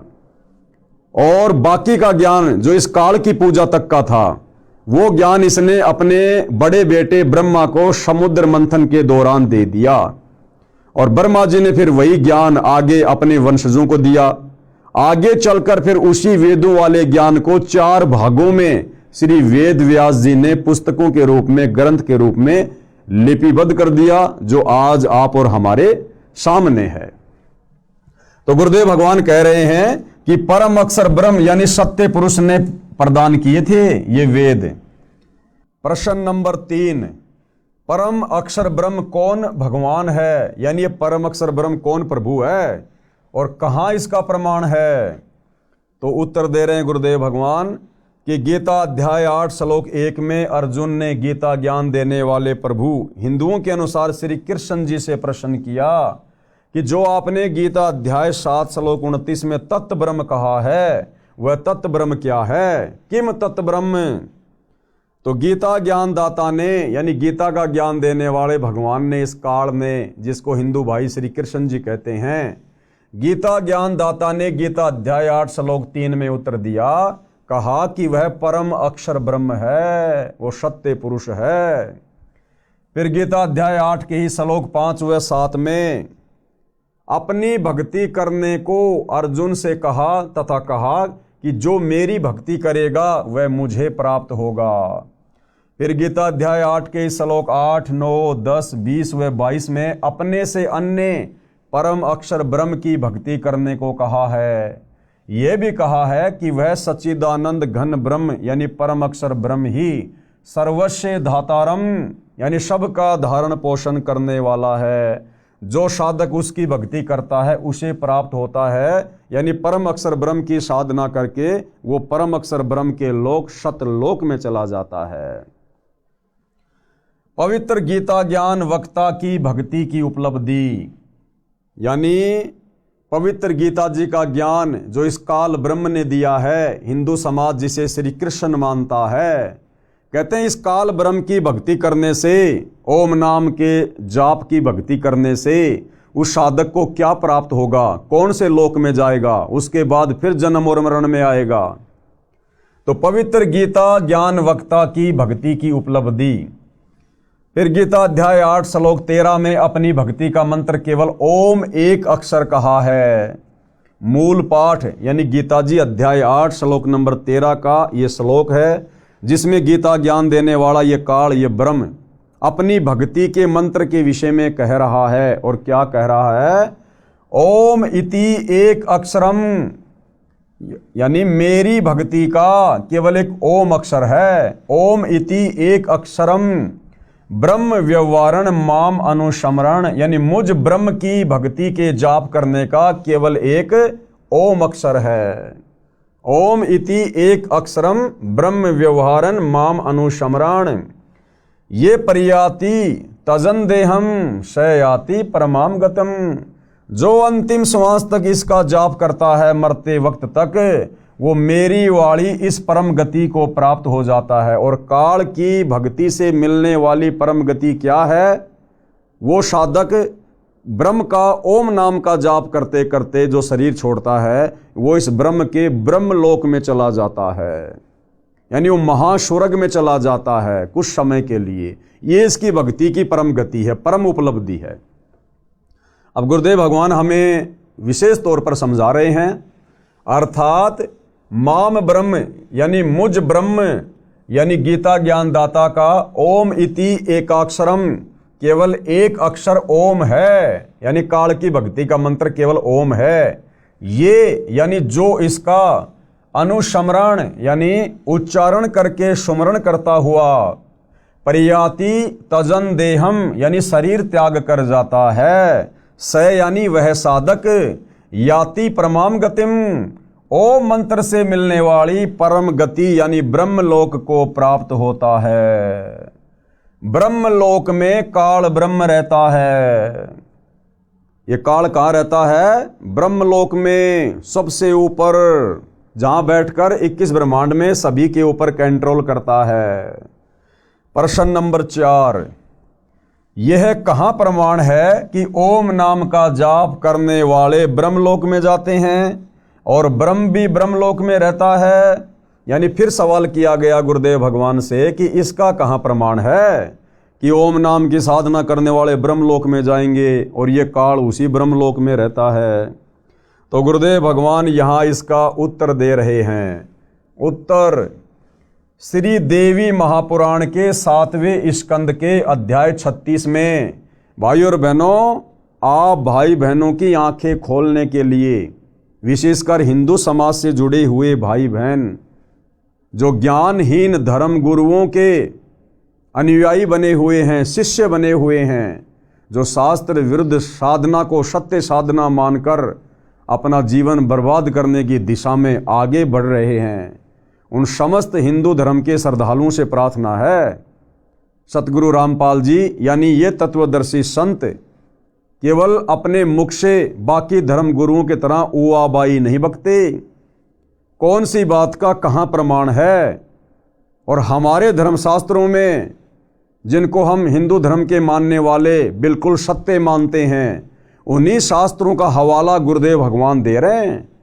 कौन सी पुस्तक है, किस अध्याय में है, कौन सा श्लोक है, और अगर ज्यों का त्यों लिखा हुआ मिल जाए तो भाई और बहनों, उन नकली धर्मगुरुओं को और उनके शास्त्र विरुद्ध अध्यात्म ज्ञान को छोड़ने में हमने तनिक भी देरी नहीं करनी चाहिए। अन्यथा यदि ये समय निकल गया, ये वर्तमान समय भक्ति युग का समय है, अगर ये समय हमारे हाथ से निकल गया, यदि हमने सतगुरु रामपाल जी को ना पहचान कर इनके द्वारा प्रदान की जा रही शास्त्र अनुकूल सत भक्ति को ग्रहण नहीं किया, तो भाई और बहनों, जिस प्रकार से हमारे पूर्वज आज भूत बने हुए हैं, पितर बने हुए हैं, उनकी दुर्गति हो रही है, नरक में कष्ट भोग रहे हैं, जन्म और मरण के चक्कर में फंसे हुए हैं, आप और हमारी भी वही दुर्गति होगी, वही दुर्गति। इसलिए ध्यान से पढ़िए। तो उत्तर दे रहे हैं गुरुदेव कि श्री देवी महापुराण के 7वें स्कंद के अध्याय 36 में श्री देवी जी ने राजा हिमालय से कहा कि हे राजन, हिमालय पहाड़ नहीं, हिमालय एक राजा का नाम है, वो देवी का भगत था, दुर्गा जी का भगत था। तो दुर्गा देवी अपने भगत राजा हिमालय को ज्ञान उपदेश देते समय कह रही है, हिमालय से कहा कि हे राजन, और बातें छोड़कर यानी और सबकी भक्ति छोड़कर केवल ओम नाम का स्मरण कर। और बातें छोड़कर यानी और सबकी भक्ति छोड़कर। दुर्गा करिए कि मेरी भक्ति भी छोड़ दे। अगर तुझे उस ब्रह्मलोक में जाना है, ज़्यादा लंबे समय के लिए अगर तुझे वहाँ पर रहना है, तो और सब बातें छोड़ दे, यानी मेरी दुर्गा की पूजा भी छोड़ दे। बाकी सबकी भक्ति छोड़कर केवल ओम नाम का स्मरण कर, जो कि इस काल ब्रह्म का जाप है। ओम नाम का स्मरण कर, जिसके स्मरण से तू ब्रह्म को प्राप्त हो जाएगा, जो दिव्य आकाश रूप ब्रह्मलोक में रहता है। तो ये प्रमाण है भाई और बहनों, आप जी पुस्तक खोलकर देख सकते हैं। श्री देवी महापुराण गीता प्रेस गोरखपुर से प्रकाशित आप जी ये जो अध्याय दिया गया है कि उसके 7वें स्कंद के 36वें अध्याय में श्री देवी जी ने राजा हिमालय से कहा कि हे राजन, और बातें छोड़कर यानी और सबकी भक्ति छोड़कर केवल ओम नाम का सुमरण कर, जिसके सुमरण से तू ब्रह्म को प्राप्त होगा। तो ब्रह्म को प्राप्त होगा ये प्रमाण हो गया। और वो ब्रह्म कहाँ रहता है? वो दिव्य आकाश रूप ब्रह्म लोक में रहता है, ये प्रमाण हो गया। ध्यान रहे, गीता अध्याय 8 श्लोक 16 में कहा है कि ब्रह्म लोक में गए साधक यानी भगत भी पुनरावर्ती यानी आवागमन यानी जन्म मरण के चक्कर में है। आपको ये ना समझे कि भाई 21 ब्रह्मांड के स्वामी गीता ज्ञानदाता काल ब्रह्म का ओम नाम का जाप करके हम तो उसके ब्रह्म लोक में चले जाएंगे तो हमारी मुक्ति हो गई। फिर यही ब्रह्म आगे चलकर गीता अध्याय 8 श्लोक नंबर 16 में कह रहा है कि ब्रह्म लोक पर्यंत सर्वलोक पुनरावर्ती में है, यानी आवागमन में है, जन्म और मरण में है, पूर्ण मुक्ति नहीं है इस ब्रह्म की साधना करने से। ध्यान रहे, गीता अध्याय 8 श्लोक 16 में कहा है कि ब्रह्म लोक में गए भगत भी पुनरावर्ती यानी आवागमन अर्थात जन्म मरण के चक्कर में ही है। फिर आगे सवाल किया गया है, क्वेश्चन नंबर 5, हिंदू पक्ष गीता अध्याय 8 श्लोक 16 में यह भी कहा है कि हे अर्जुन, ब्रह्म लोक पर्यंत सब लोग पुनरावर्ती में है, परंतु कुंती पुत्र यानी अर्जुन मुझको प्राप्त होकर पुनर्जन्म नहीं होता। अब भाइयों और बहनों, यहां पर ये जो गीता के अनुवादक हैं, इन्होंने अपनी अटबट करनी शुरू कर दी। इन्होंने गीता के इस अध्याय के इस श्लोक का गलत अर्थ निकाल दिया कि हे अर्जुन, मुझको प्राप्त होकर फिर भगत फिर प्राणी पुनर्जन्म को प्राप्त नहीं होता। लेकिन इसका अर्थ ये नहीं है। इसका यथार्थ अर्थ आपको सतगुरु रामपाल जी के कर कमल से लिखा हुआ बताएंगे। अन्यथा भाइयों और बहनों, ये गीता ज्ञान देने वाला ब्रह्म पहले कह चुका है कि हे अर्जुन, तेरे और मेरे बहुत जन्म हो चुके हैं, तू नहीं जानता मैं जानता हूं। हे अर्जुन, मेरे जन्म को, मेरी उत्पत्ति को ये देवता लोग, ये ऋषि लोग नहीं जानते, क्योंकि ये सारे मेरे से उत्पन्न हैं। फिर भला वो ब्रह्म ये कैसे कहेगा आगे कि मुझे प्राप्त होकर फिर प्राणी का पुनर्जन्म नहीं होता। तो भाइयों और बहनों, ये सारी की सारी अटपट गीता का अनुवाद करने वाले अनुवादकों की है। ये इनका मनमुखी अनुवाद है, क्योंकि इनको तत्व ज्ञान नहीं था। इनकी बुद्धि श्री कृष्ण से ऊपर नहीं जा रही थी। इन्होंने श्री कृष्ण जी को अर्थात श्री विष्णु जी को ही सुप्रीम गॉड मान रखा था, जिस कारण से ये लोग यथावत गीता जी का अनुवाद नहीं कर पाए। इसको हम फिर से पढ़ेंगे भाइयों और बहनों। प्रश्न 5, हिंदू पक्ष गीता अध्याय 8 श्लोक 16 में यह भी कहा है कि हे अर्जुन, ब्रह्म लोक पर्यंत सब लोग पुनरावर्ती में है, यानी जन्म मरण में है, आवागमन में है, परंतु कुंती पुत्र मुझको प्राप्त होकर पुनर्जन्म नहीं होता। इससे स्पष्ट है कि गीता ज्ञान देने वाले को प्राप्त होकर पुनर्जन्म नहीं होता। उत्तर अब गुरुदेव बता रहे सच्चाई क्या है। इस श्लोक का अनुवाद गलत किया है। गुरुदेव कह रहे हैं कि हमारे धर्म गुरुओं ने इसका गलत अनुवाद किया है।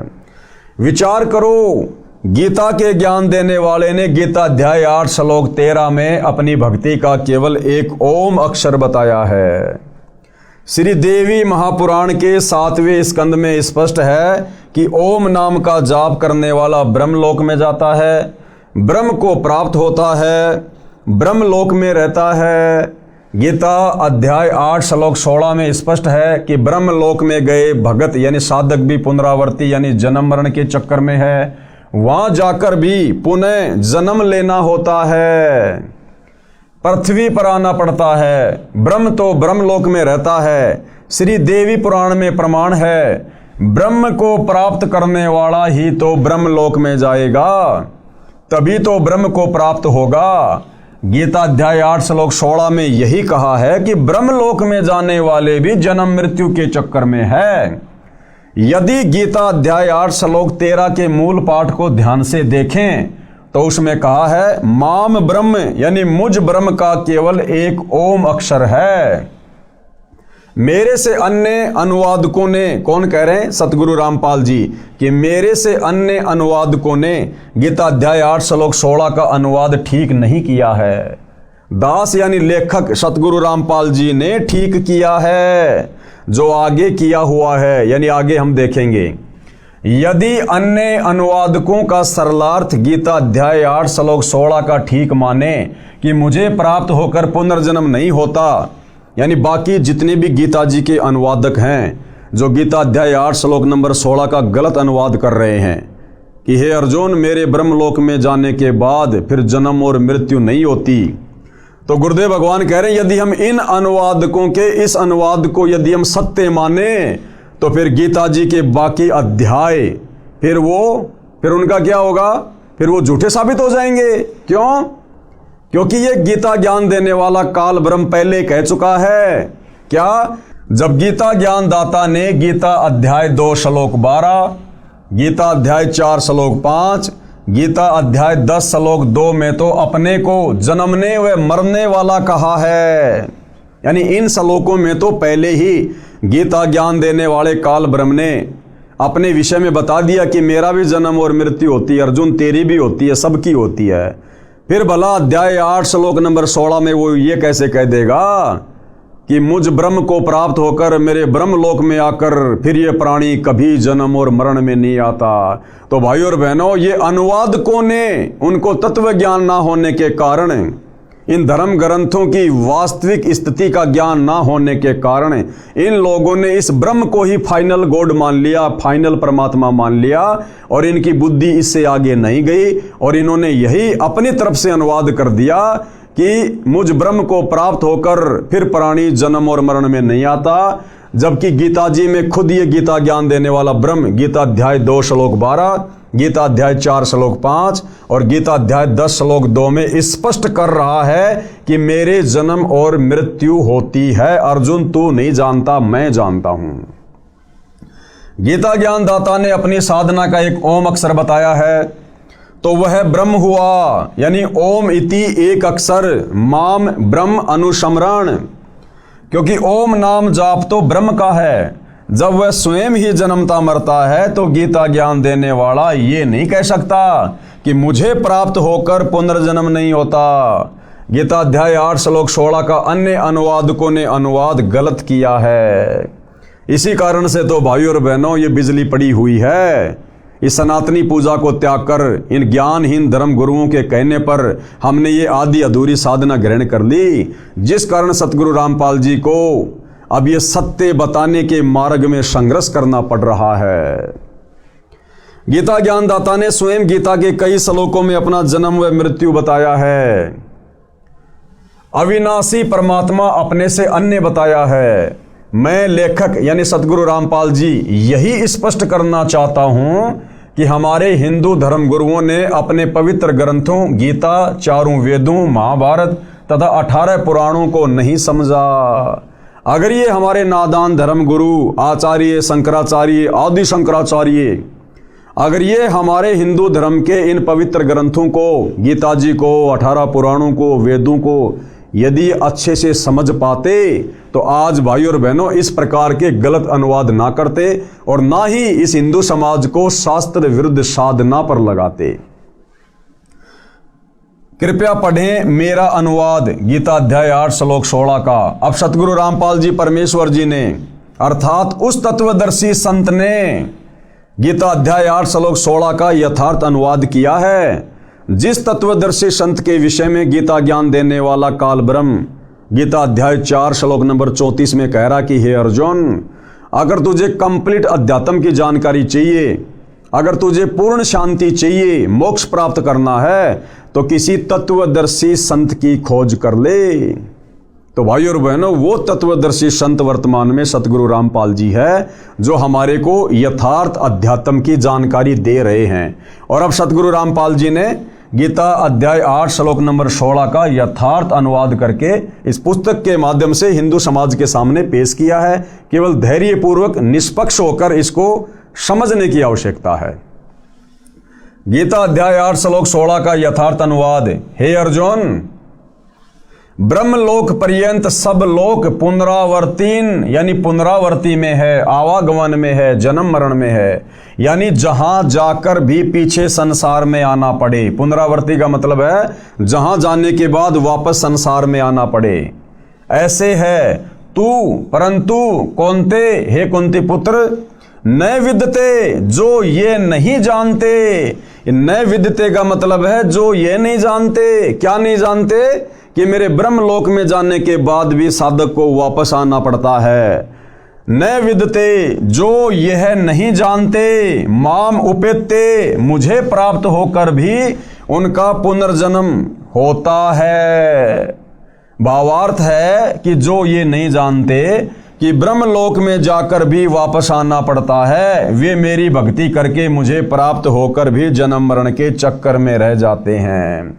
ये है भाई और बहनों गीता अध्याय 8 श्लोक नंबर 16 का यथार्थ अनुवाद, जिसके अभाव में नादान हिंदू समाज ने इस काल ब्रह्म को ही सर्वश्रेष्ठ परमात्मा मान लिया और ये सोचकर कि ओम नाम के जाप से हमारी मुक्ति हो जाएगी, जन्म मरण से छुटकारा मिल जाएगा। लेकिन भाई और बहनों, जन्म मरण से छुटकारा इस काल से ऊपर जो सर्वश्रेष्ठ परमात्मा है, उत्तम पुरुषतु अन्य परमात्मा इति उधारते, उस परम अक्षर ब्रह्म की भक्ति करनी पड़ेगी तत्वदर्शी संत से उपदेश लेकर। तो आज मौका है।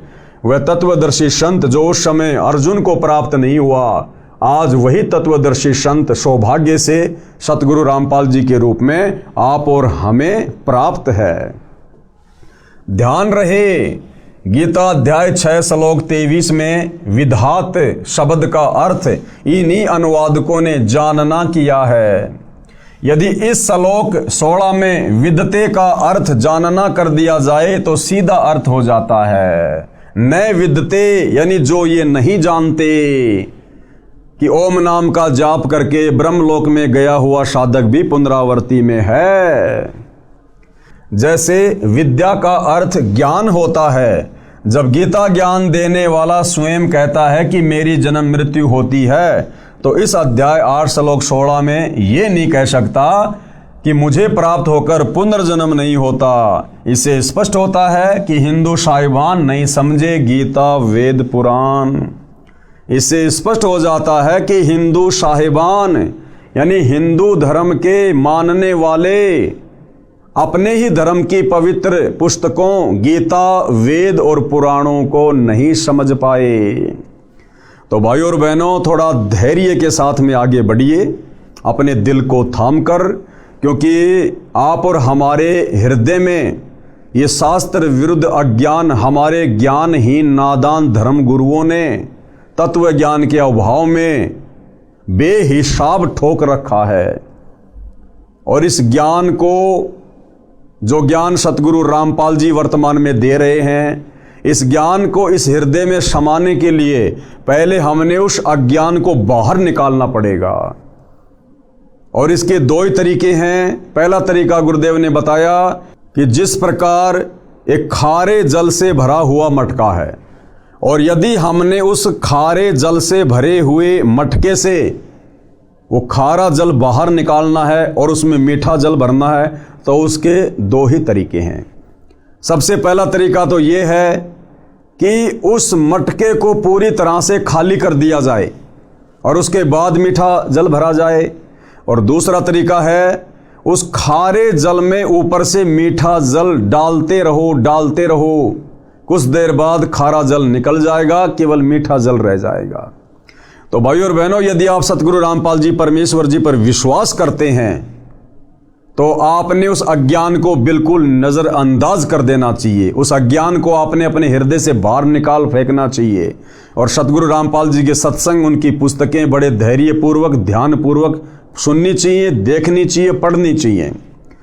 या दूसरा तरीका यह है कि अपने दिल को थामकर निष्पक्ष होकर धैर्यपूर्वक सतगुरु रामपाल जी के सत ज्ञान को धीरे धीरे सुनते रहिए। सुनते रहने से, क्योंकि आत्मा को सच्चाई स्वीकार्य है।